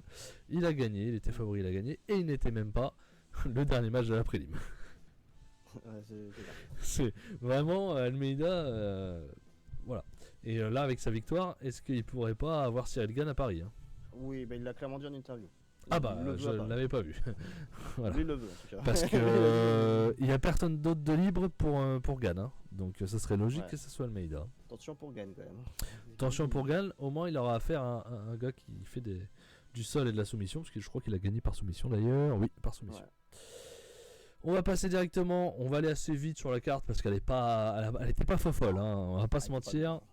On va commencer par le match welterweight entre Randy Brown et Elise Zaleski dos Santos. Qu'est-ce que tu as à en dire, mon cher Fab? De l'adversité entre les deux, ça cogne fort. Oui. Nous on était plus sur dos Santos qui avait l'air de dominer. Mais bon, c'était très serré, mais c'est un match intéressant. Ça tape fort, au sol c'est plutôt cool. Il y a tout ce qu'il faut pour faire un bon combat. Randy Brown finit par gagner par décision unanime. C'est ça qui est étonnant en plus. Nous à choisir, on leur a donné aux Brésiliens et ils ont décision unanime. Je pense, on va en reparler, que les jurys étaient bourrés pendant cette carte. Oui, parce qu'il y a des choses qui sont pas normales. Voilà. Et Randy Brown finit par gagner, le Jamaïcain, je crois, de mémoire. Yes. Il gagne. Mais intéressant. Ça peut nous permettre c'est un bon match. Voilà, c'est un bon combat. Et on apprend à connaître de nouveaux fighters qu'on ne connaissait pas forcément. Et ça me donne envie de les voir par la suite, voir les deux, hein, même le de Santos qui a perdu, à voir. Sachant qu'ils sont pas classés en welterweight pour le moment, donc c'est dur de savoir un peu où est-ce qu'ils sont dans la hiérarchie pour l'instant. Mais en tout cas, ils ont fait un match intéressant. Les deux se sont donnés, c'était pas chiant, comme un match qu'on parlera tout à l'heure. Deuxième match, alors celui-là était plus chiant par contre. Welterweight aussi, Nico Price contre Alex Morono. Eux, on n'a pas spécialement envie de les revoir. Tu t'imagines que ces gars-là, après nous on n'est pas des spécialistes, mais on les connaît pas. Ils étaient sur la carte alors que Almeida classé n'y était pas, quoi. Je ne comprends pas. Sachant que tu avais déjà des welters sur la carte principale. C'est ça. Alors admettons que tu laisses eux parce qu'ils sont américains, mais que les deux autres tu les mettais en prélim dans ce cas-là. Bah oui, parce que c'est des étrangers. Incompréhensible. Mais et le match est pas. Et en plus il est chiant le match. C'est stratégique. C'est c'est chiant. Prendre risque. Stratégique. Pardon. J'ai mal compris. La politesse. Ça ressemble. Ouais. Non, voilà, Nico Price qui gagne. Ouais, bon, ok. Voilà, Balek. On passe à la suite. Voilà. Beaucoup plus intéressant. Middleweight. Il était bien 15ème. Tiens, ils l'ont pas annoncé pendant le combat. C'est bien écrit sur la fiche UFC, il était bien 15ème. Il me semblait bien qu'il était classé, Kevin Holland. Kevin Holland faisait face à Mitchell Olejesuk. Ouais, je suis sûr qu'il le Polonais. On va faire semblant. Le Polonais, voilà, Monsieur Michal. Il est pas là pour rigoler. Arrive. Il est pas là pour rigoler. Il fonce dans le tas. Et cogne fort. Cogne très très fort. Il met un coup dans le menton de Hollande qui tombe. Et tout de suite, il commence à lui mettre des grands coups de marteau dans la tête. Il y va, il s'en fout, il y va. Il me rappelle beaucoup. C'était au Cage Warrior il y a peut-être 1 an et demi. Hein, ça fait le mec un peu taré. Qui fait genre qui sort sa science là, mais voilà, ça me fait beaucoup penser à Morgan Charrière, quoi. Il était revenu de sa blessure, il est arrivé, il avait mis un KO, il avait mis des coups de marteau dans la gueule de son adversaire, il l'avait tabassé au sol. Bon, on l'attend un peu à l'UFC, Morgan Charrière, hein, parce que putain. Ouais. Et du coup, Michel fait ça. Et tout de suite, on se dit attention quand même, parce que tu fais un peu n'importe quoi quand même, fais attention quand même. T'as cru que c'était ton pote, toi, tu l'appelles par son prénom, quoi. Bah oui, j'arrive pas à prononcer son nom. Donc... Michel. C'est son pote. Voilà. Le petit Michel, là, bah, il tape fort, mais il pense que le match est gagné, donc il tape comme un bourrin en se disant, ouais, vas-y, pas de stratégie. Mais tu Et on sens dit- qu'il n'y a pas de stratégie d'ailleurs. C'est Ouais, pas bien. ouais, j'ai l'occasion de le finir, je le finis tout de suite, sauf que Kevin, bah, il subit les coups, mais il encaisse bien. Et il se dit, bon, bah tiens, allez, je vais lui choper le bras, je vais lui faire un petit triangle. Et en plus, on l'a vu venir à 50 km parce qu'on voit les jambes de Kevin commencent à s'enrouler comme un serpent autour du Polonais et il réagit pas trop. Et patatrac, et bah, il finit au Patatrac. sol avec le bras tendu. Il n'abandonne pas. Le bras est Ouais, plié, Ça horrible. tord là, Horrible tu à fais voir. oh, j'ai pas envie de voir ça, ça va partir en. Ça va lâcher. Ça va Ça va lâcher. péter. Il n'abandonne pas et c'est l'arbitre qui force l'arrêt du match. Je sais pas clairement, s'il parce- force l'arrêt ou s'il croit qu'il abandonne parce qu'à un moment il tapote un peu avec sa main le polonais et je me Ouais, demande mais si bon. c'est un mélange des deux entre je crois qu'il abandonne et de toute façon faut que j'arrête avant que ça casse parce que Il le a eu polonais au totalement final il est raison, pas l'arbitre, d'accord au moment de l'arrêt donc c'est que Oui, il est abandonnait énervé. pas. Mais bon, Mais il a eu raison, l'arbitre a je suis totalement raison parce que là, c'est l'arrêt de la carrière du Polonais. Hein. C'était- S'il se pète le bras, regarde, c'est fini. regarde Mokaev avec son genou hein. Ouais, ouais. On pensait le mec quelques mois après il recombattait taré. Ouais, mais bon, là, non, l'arbitre a très bien fait parce Oui, que il a fait. le bras allait péter. Hein. Clairement, il Mais allait exploser, intéressant ça allait être le dégueulasse. polonais. Il faut qu'il soit plus intelligent Oui, parce qu'il que fasse ça plus a été le attention. cas.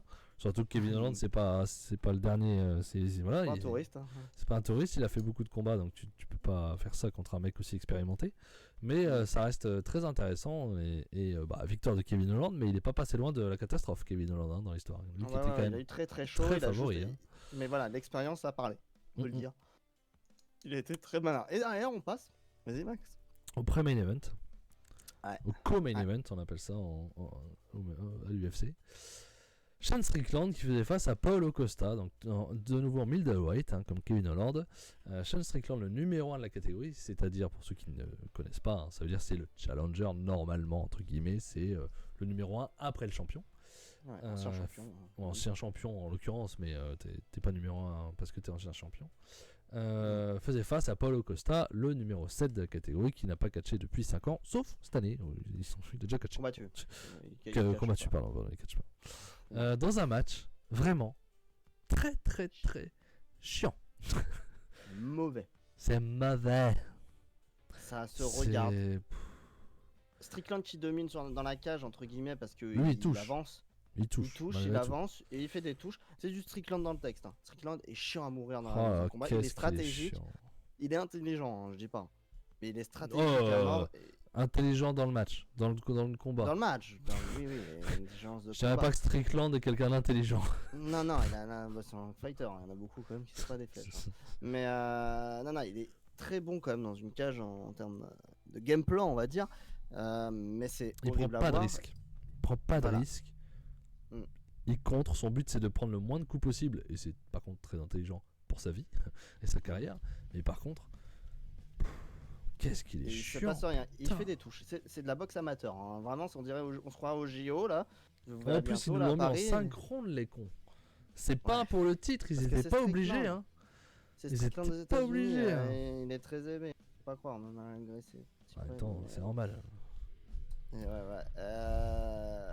Et le pire, le plus frustrant, c'est que dans les 20 dernières secondes, Strickland il décide d'accélérer.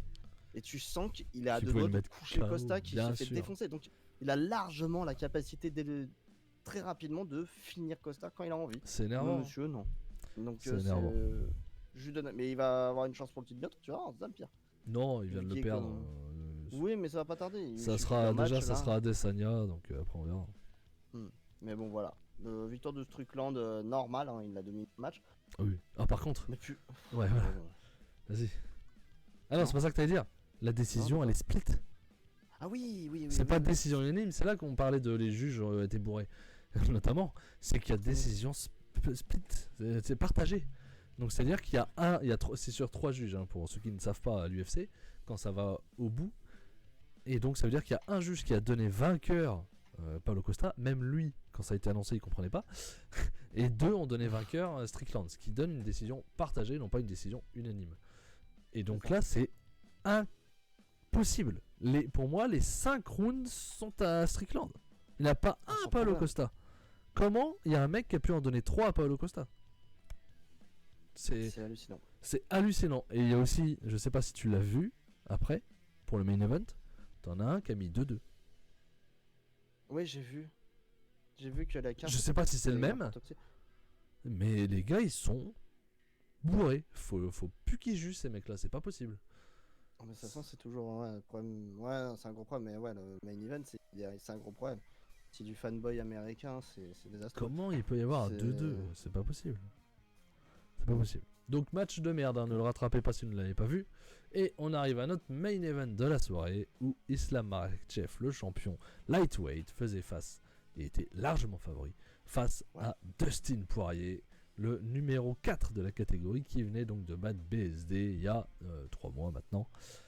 Et qui a été propulsé vers le titre, alors qu'il avait, moi j'étais pas d'accord dans le sens où il avait perdu Dustin Poirier contre Oliveira et contre Gaethje qui était devant lui au classement. Clairement, mais bon, il te chie à la gueule Dana White parce que... Oui.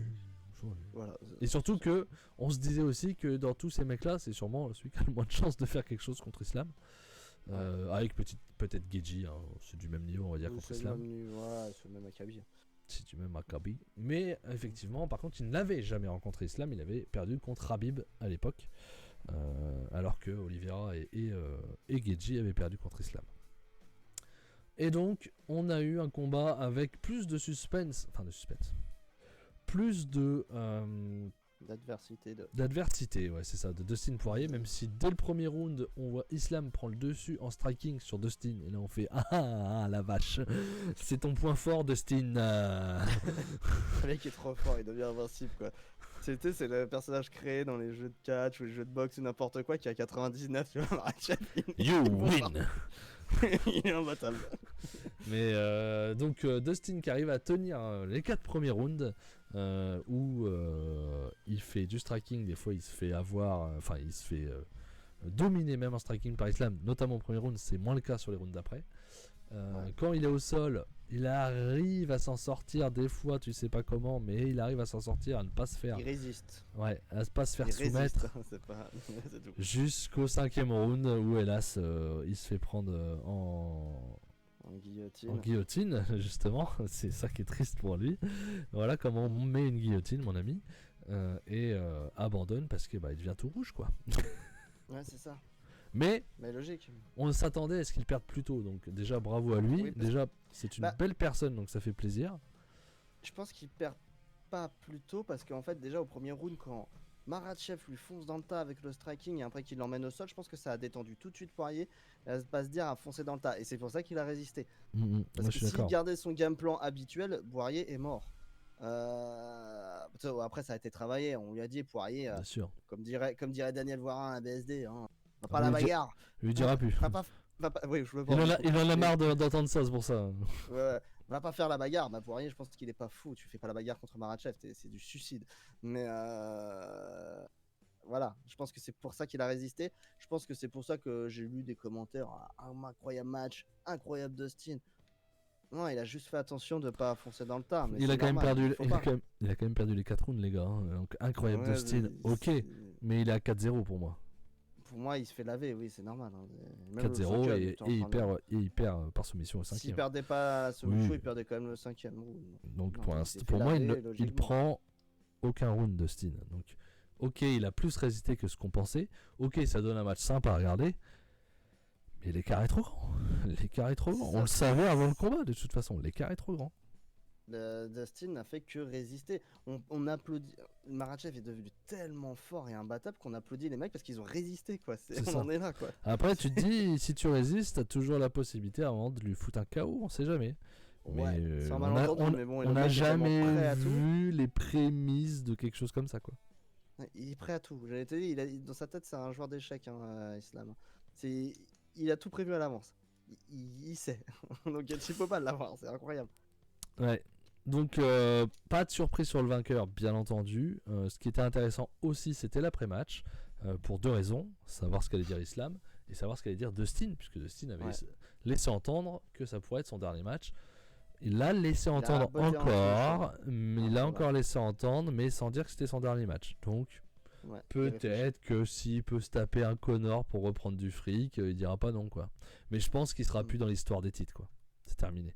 Il sera plus là pour monter, il sera plus là pour il va faire peut-être encore 1 ou 2 matchs de gala pour l'argent et ça s'arrêtera là. Voilà. Et très bien, puisqu'il a aussi une très belle association. Donc, s'il gagne de l'argent, il en donne aussi à la sauce. Donc, moi, ça me va. Il y a une très belle association pour les. C'est les sans. Non, c'est juste les pauvres de Louisiane, je crois. Oui, non, de sa ville. Merde, j'ai oublié le nom de sa ville en Louisiane. En tout cas, de par là, aux États-Unis. Voilà. Et Islam qui a annoncé qu'il voulait aller chercher une deuxième ceinture. Il l'avait déjà dit. Il l'avait déjà dit en interview, mais bon, il le confirme. Jusque-là, il n'avait combattu que que Volka en fait. Qui était donc. Il avait battu Oliveira pour prendre le titre, un lightweight, mais il n'avait combattu que contre des featherweight, un featherweight, Volkanovski. Et donc là, pour la première fois, il battait enfin un lightweight en tant que champion. Tsarukyan, prochain challenger d'abord. Je pense pas, Damien. Je pense que Tsarukyan va aller se faire foutre pour l'instant. Ouais, Tsarukyan veut forcément, mais voilà. Après, c'est compliqué parce que tu sens qu'en interview, c'est encore. Il y a eu des questions à Islam en conférence de presse où on redit les propos de Dana White qui a dit que le classement Bond for Pound, donc le classement général entre guillemets des combattants tout mélangés, c'est Makhachev qui est premier, logique.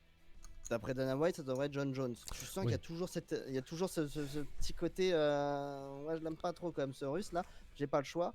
Tu sens qu'il y a quand même cette animosité et Makhachev lui a répondu sèchement. Il fait ouais, Dana, frère. Il le dit clairement. Il dit pas frère, mais bon. Il dit clairement j'ai sauvé la carte de ton pay-per-view là parce qu'elle est nulle. Il a dit ça. Makhachev lui a dit ça. Donc tu sens que c'est tendu. Donc c'est pas bon. C'est tendu. C'est pas bon signe. C'est pas bon signe déjà pour les désirs de Makhachev. Après l'argent va faire que voilà, si c'est ce qui va arriver parce que voilà, là, c'est attendu. Les gens veulent voir Makhachev dans les moins de 77, mais tu sens que c'est compliqué entre les deux. Ouais, parce que il a dit j'entends partout que Makhachev est le meilleur fighter du monde actuellement, alors que John Jones existe, quoi. Vous êtes complètement con, quoi. En gros, c'est comme ça qu'il l'a sorti. C'est quoi. Vraiment, c'est un peu. Arrête de sucer John Jones, quoi. Il nique ta putain de catégorie poids lourd depuis un an. Va te faire foutre. Ça, et Makhachev est bien plus fort. Donc ouais, non. Ça va être compliqué pour eux, ça va être tendu. Je sais pas si Islam, je sens qu'il va partir à un moment ou à un autre. Il va arrêter. Il va arrêter. S'il part, il arrête. Mais je pense pas que ça sera Tsarukyan le prochain. Non, je pense qu'il y aura effectivement le match. Alors, il y a Leon Edwards contre. Je veux pas écorcher son nom. Belal Mohamed, qui aura lieu donc à Manchester. On va en parler. Et donc, si Leon Edwards, je pense que ça ne fonctionne que si Leon Edwards garde la ceinture. Si Leon Edwards conserve, je pense qu'en octobre à Abu Dhabi, on aura Islam contre Leon Edwards. Pour le titre de Leon Edwards, bien entendu.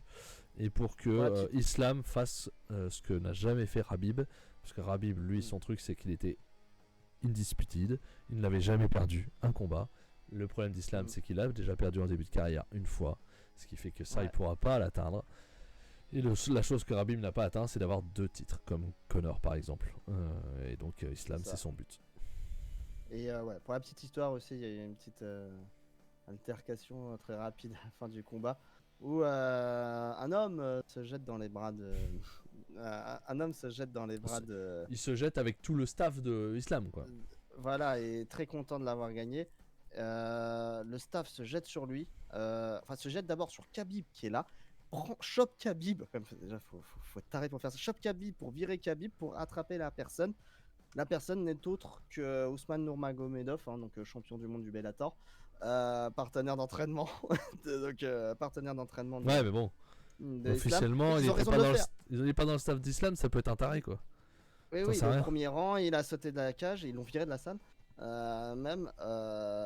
va pas faire ça. C'est bien fait pour sa gueule. C'est une connerie de l'avoir fait. Ça aurait pu très mal finir cette histoire. Parce que ça pourrait pu très très mal finir. Mais quelle idée, Ousmane. Déjà qu'il ne devrait plus être là parce que problème de dopage. Il devrait pas être là. Déjà, c'est un peu honteux, mais voilà, faut réfléchir, les gars. C'est clair. Mais voilà. C'est vraiment débile. Voilà, donc regardez le main event si vous ne l'avez pas vu. Pour le reste, regardez Kevin Holland contre le Polonais, c'est rapide. C'est intéressant de voir la différence entre un gars qui fonce dans le tas et qui touche Et il y a un Kevin Holland qui a été plus malin. Et l'opener qui était assez sympa entre Randy Brown et le Brésilien. Le reste, vous pouvez passer. Avant de terminer, on va vous parler un peu de ce qui se trame derrière, puisque ça fait un moment qu'on ne vous a pas parlé du UFC. Donc on va tout simplement cliquer sur la petite flèche et on vous en parlera la semaine prochaine, puisque dès la semaine prochaine, nous avons un petit canonnier contre Imavov pour les middleweight, c'est-à-dire le numéro 4 quand même, Jared Cannonier. Gros défi pour notre Français Imavov, après sa victoire la dernière fois, et il est numéro 8 mondial. Très beau test dans un main event de Fight Night, je vais le dire dans le bon sens. Et nous serons à Louisville. Voilà. On se demandait tout à l'heure où c'était. Je t'avais dit que c'était pas à l'Apex, mais je ne savais plus où c'était. Voilà. Et le reste de la carte, il y a notamment le fameux Raúl Rosas Jr. qui est donc à 1-1 à l'UFC pour l'instant. Après sa défaite inaugurale, le petit crack de 18 ans qui est de retour, mais il n'y a pas grand chose d'autre d'intéressant. Je me demande s'il n'y a pas un autre français. Si, il y a un autre français, il y a Lapillus qui sera en prélim contre Cody Stamann. Il semblait bien qu'il y en avait un autre. Mais bon, Lapillus à l'UFC, hein, c'est pas très. Voilà, c'est pour remplir, on va dire. Mais voilà, donc on vous parlera de ça la semaine prochaine. Un autre gros Fight Night derrière. Non. Bon, quand même. Il y a deux gros matchs. Il y a un gros match, c'est le main event. Il y a Pavlovich-Volkov quand même. Ah, mais on parle pas de ça alors. D'accord, tu parles d'après, mais après c'est pas celui-là. C'est pour ça que je comprenais pas. Ah, si. Non, après c'est Perez Taira, donc c'est à l'Apex, c'est de la merde. Le 16 juin, il y en a un autre. Sur Google, Google n'est pas à jour. Va voir sur l'UFC, c'est mieux. Donc c'est pour ça que je comprenais pas. C'est le truc le plus pourri possible. C'est les flyweight, le 5 contre le 13, le main event. Donc quand tu m'as dit gros show, je fais non, c'est une erreur. Hein. Et après, on va arriver sur effectivement un gros Fight Night, puisque c'est le Fight Night à Riyad, en Arabie Saoudite, où effectivement feront face en main event Robert Whittaker et Khamzat Chimaev, la sensation qui est maintenant émirat, qui était suédois et qui est surtout dagestanais. Voilà, c'est un peu le bordel. Qui est surtout interdit de sol américain pour l'instant parce qu'il est copain avec le patron de la Tchétchénie. Voilà. Un peu le bordel, du coup à chaque fois. Orban, non, Orban c'est en Hongrie ça. Mais donc le numéro 3 contre le numéro 10, parce que Chimaev est passé en middleweight, donc c'est pour ça qu'il n'est pas très haut. Avant il était dans la catégorie en dessous. Très gros test et ça va être très intéressant parce que Chimaev c'est quand même pareil, un mec qui a le niveau pour être champion et que l'UFC se dit bah s'il est champion je suis bien dans la merde quoi. Mais il est capable de manger tout le monde, même si on a pu voir notamment contre c'était Ousmane que il a du mal à tenir les 5 rounds hein. Donc là ça sera un 5 rounds hein, puisque ce sera le main event. Attention quand même, il fatigue Pépère au fur et à mesure du combat. Ce match suivant, effectivement en co-main event, Pavlovich qui était mon favori pour faire face à Cyril Gane à Paris, donc ça ne sera pas le cas puisqu'il affronte Volkov, le numéro 5 mondial, donc et Pavlo qui est le numéro 3 chez les poids lourds. Pavlovich après avoir perdu contre Aspinall il y a peu pour le titre intérimaire. Ensuite on a un joli aussi Johnny Walker contre Volkan Ozdemir qui va être très sympa en lightweight. Un petit Kevin Gastelum hein, contre Daniel Rodriguez, donc c'est pas n'importe qui non plus. Et après on descend sur les choses un peu moins intéressantes. Il y a quand même un Magomedov encore là. Non marre de Magomedov. Celui qui fait peur là, avec ses yeux là, il fait flipper ce type. Et on dirait qu'il sort d'une forêt. Il n'y a pas de français qui traîne là par contre. Non. Dans la carte. Mais voilà, donc ça sera le 22. Donc là toutes les semaines il y a un petit UFC. Alors je vous le dis tout de suite, hein, celui d'avant, le Perez Taira, on n'en parlera pas. Et on arrive à l'UFC 303, donc pareil, encore la semaine d'après, on sera le 30 juin, donc week-end de Forbidden Door. On aura aussi un Conor McGregor, le retour, qui fera face à Michael Chandler. Alors on va pas se mentir, on n'est pas hyper hype nous, mais voilà, ça fait vendre, donc ça sera... C'est l'affiche grand public. C'est ça, c'est l'affiche Conor McGregor tout simplement, c'est Conor, donc ça fait vendre. En premier event, on aura Jamal Hill, le troisième lightweight, donc qui a été champion, qui a été blessé, qui est revenu, qui a perdu. qui fait face à Carlos Hulberg. Donc c'est un remplaçant, parce qu'au départ, c'était pas lui, c'était. Je sais plus son nom, il a un nom à rallonge. Machin junior là. C'était Ouais. Khalil Rountree. Junior. Non, il n'y a pas junior dans son nom. Donc, je sais pas pourquoi Peut-être, mais moi je crois j'ai que c'est Khalil Rountree, mais Et ouais, peut-être Khalil c'est lui, Rountree Junior. C'est possible. C'était lui qui était prévu, et donc c'est Carlos Hulberg. Et je crois que Carlos Hulberg, il est pas invaincu, ou il est pas une connerie comme ça. Ah non, il a une défaite. Il a une défaite. Ouais. Donc, Peut-être à l'UFC. Donc, il est intéressant aussi de voir ce qu'il va donner. Je crois que c'est un des gars qui montait. Donc je crois que ça va être un match intéressant en lightweight. En Tac. plus, 1m93, 93 kg, il y a quasiment. Ils sont très très similaires en termes de taille et tout. Et il y a aussi qui est l'opener, je crois qu'on a vu, puisqu'il le show a été annoncé pendant. L'ordre des matchs a été annoncé pendant le show. Nous avons Gary contre MVP, Michael Page. Donc ça va être bien aussi. Numéro 7 contre le numéro 13, Walter. MVP, si vous le connaissez pas, il est très fantastique. Et quand même, en early prelims, quand même, de ce 303, il y a Yanis Gemouri qui sera là contre Peyton Talbot. T'auras le français, il est là. Tac, Yanis Gemouri qui est absolument pas favori. Moins 455 pour l'américain, plus 350 pour le français. Apparemment, ça serait de la chair à canon donc pour le chevelu américain. Yanis, c'était celui qui s'était fait avoir avec Paris là sur l'histoire de la disqualification un peu douteuse là, je sais plus là. Yanis qui s'était fait avoir, il était pas signé en plus, il était là, il était appelé pour Paris, mais il n'était pas encore signé. Et Loïc qui nous rappelle que c'est Kadyrov, le président de la Tchétchénie, bien entendu. Ensuite, on avance, ça on s'en fiche. Tac, il y aura donc le show UFC 304 donc à Manchester qu'on vous parlait tout à l'heure, avec le fameux Leon Edwards, donc le champion welterweight qui fera face à El Mohamed. Mohamed 2, c'est parce qu'ils se sont déjà rencontrés, hein, c'est pas son nom. C'est le deuxième combat entre les deux. Leon Edwards contre Belal Mohamed, le champion contre le numéro 2 de la KT, ça va être intéressant. En premier event, un autre anglais, le champion intérimaire poids lourd, qui pour nous est le champion poids lourd, puisque John Jones est blessé depuis plus d'un an. Ça, il devrait avoir le vrai titre. Thomas Spinal fera face à Curtis Blades, la revanche du premier combat qui a duré 10 secondes, parce que Thomas Spinal s'était pété le genou tout seul. Et donc n'avait pas pu combattre. Et Blades était aussi un de mes favoris pour faire face à Gann. C'est pour ça qu'il reste plus grand monde. Il reste Almeida. En anglais, un anglais encore, le fameux Paddy Pimblett qui combat enfin un classé en lightweight et qui va se faire défoncer par Bobby Green, je pense. Personnellement. Bobby Green, c'est un tueur. C'est quand même pas un rigolo. Donc, belle carte quand même. Hein. La carte est belle. Vrai, la carte est belle à 3h du matin en Angleterre. Arnaud Allen fera face à Shikadze, le géorgien, donc 6ème contre 9ème faiseur. Donc c'est plutôt sympa, encore en anglais. Alors c'est marrant parce que des fois c'est des anglais à annoncer et des fois c'est Royaume-Uni. Il va falloir qu'ils expliquent leur truc. Et là c'est un gallois. Quelle bande de cons. Et il y a aussi Mohamed Mokaef, un de mes préférés personnellement, en flyweight, 6ème contre 7ème, Manel Cap, que je ne connais pas, un portugais. Donc vraiment très en Angleterre, belle quand même, carte. Bah après il y a Paris qui arrive aussi. Hein.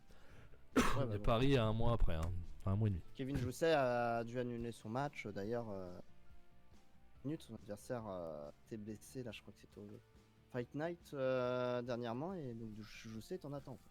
Bah, il y a Paris. Il y a quelque chose du coup. Ça sera Paris, je pense. Ouais, j'espère pour lui.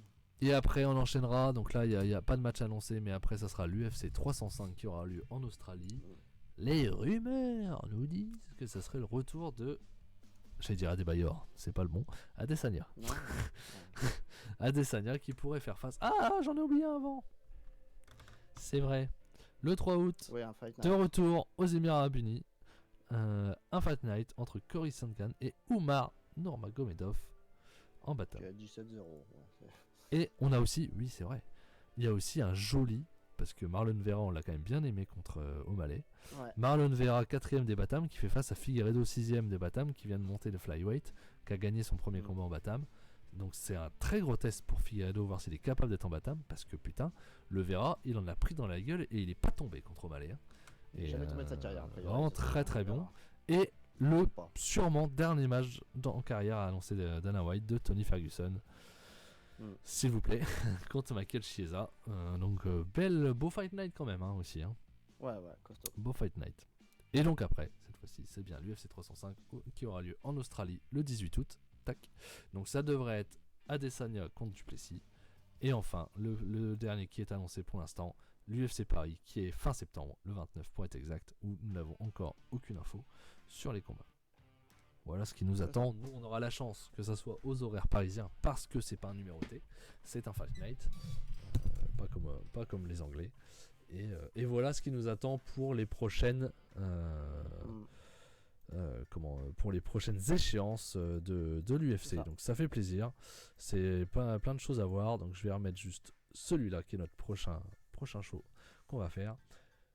Et on va pouvoir s'arrêter là pour notre émission. Semaine prochaine, nous allons vous parler de l'élite, puisque on va continuer les histoires. On va voir un petit peu ce qui nous prépare pour Forbidden Door. On va sûrement avoir un nouveau match pour le TNT qualificatif. On va avoir des petites histoires qui continuent à se construire. C'est très bien. Nous aurons aussi Dominion qui aura lieu le dimanche matin. Ouais. Alors on vous avoue que la carte, d'ailleurs on peut en parler vite fait de la carte avant de partir. La carte ne chauffe pas des masses. Non, je vous garantis pas qu'on regardera tout déjà. Il y aura la finale du Best of Super Junior, donc qui sera entre c'est là, pardon.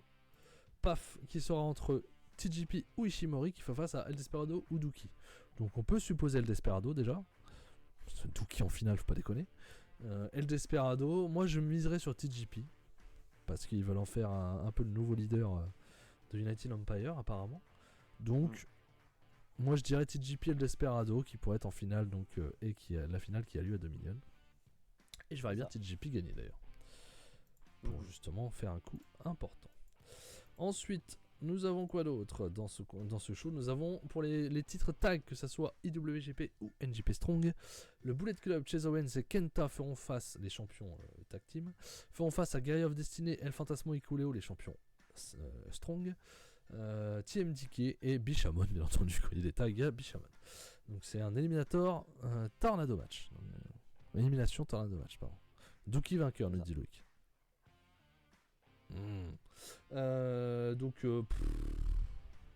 Flemme, les tags vraiment chez New Japan c'est catastrophique.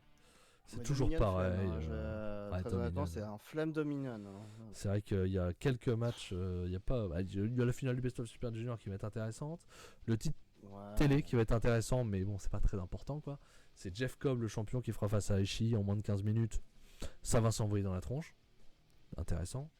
Uemura contre Great Okan dans un King of Pro Wrestling dont je ne connais pas les règles pour l'instant, je ne sais pas s'ils ont été annoncés. Pour le Never, on a Takagi contre Enare. Et en main event, pour le titre mondial, on a Moxley Evil. Le problème, c'est que ça fait pas Dominion quoi. Dominion, c'est le deuxième show de l'année. Allez, troisième peut-être avec le climax, la finale du climax. Ouais, c'est la crise, c'est clairement en ce moment. Là, c'est triste. C'est dur. Et puis attends, t'as quand même Dominion, t'as pas ni Tsuji, ni Shota Umino. Déjà que t'as pu les Okada, les Ospreay, les... Ils sont pas blessés, on l'a vu. Mais il va bien. T'as aucun des deux, tu vois. C'est quand même étonnant, quoi. Je sais pas à quoi il joue, là, en ce moment. D'ailleurs, elle est peu remplie, la carte. Je suis étonné, il y aura peut-être autre chose qui va apparaître. Ni Naito, t'as raison, Damien, j'ai complètement oublié. Il n'y a pas Naito non plus. Alors moi, je m'en fous un peu. Mais malgré tout, il n'y a pas Naito non plus. C'est quand même étonnant. Il n'y a pas Hiromu. Déjà qu'ils ont perdu des gars importants, les autres gars importants sont pas dedans. Je comprends pas. Non, mais ça n'a aucun sens. J'ai du mal à capter Alors, on a pas regardé NJP dernièrement, mais j'ai du mal à capter la logique. Mais donc, on vous en parlera. Je vous garantis pas qu'on aura tout regardé, mais on vous en parlera la semaine prochaine. Donc on a dit All Elite, New Japan, et donc le canonnier Imavov. Normalement, on parlera que de ce match-là d'ailleurs. Et Zack Sabre, t'as raison, Zack Sabre aussi, putain. Ouais. C'est très bizarre, très bizarre. Très très bizarre. Donc, on verra bien ça. On vous en parle la semaine prochaine. Comme on vous a dit, on fera aussi un truc spécial quand on sortira les infos pour le climax. Ça devrait pas être cette semaine, ça devrait être la semaine d'après. Donc, c'est pas encore l'actualité. Mais voilà, on est bon. Semaine prochaine, normalement dimanche soir, sauf changement de dernière minute. Merci d'avoir été là. Merci à la team Replay qui nous regarde ou qui nous écoute en podcast sur la chaîne podcast de chez Cody ou sur YouTube sur Des Kicks et des Claques. Merci à vous d'avoir été là pour cette émission de retour officiel, on va dire, en tout cas nous deux. Merci à vous. Et puis nous on se dit à la semaine prochaine, Fab. À la semaine prochaine. Fab qui est fatigué, il s'endort. Il est fatigué, donc on va le laisser aller se coucher. Bonne nuit à tous, bonne semaine, à la semaine prochaine. Ciao. Bonne soirée.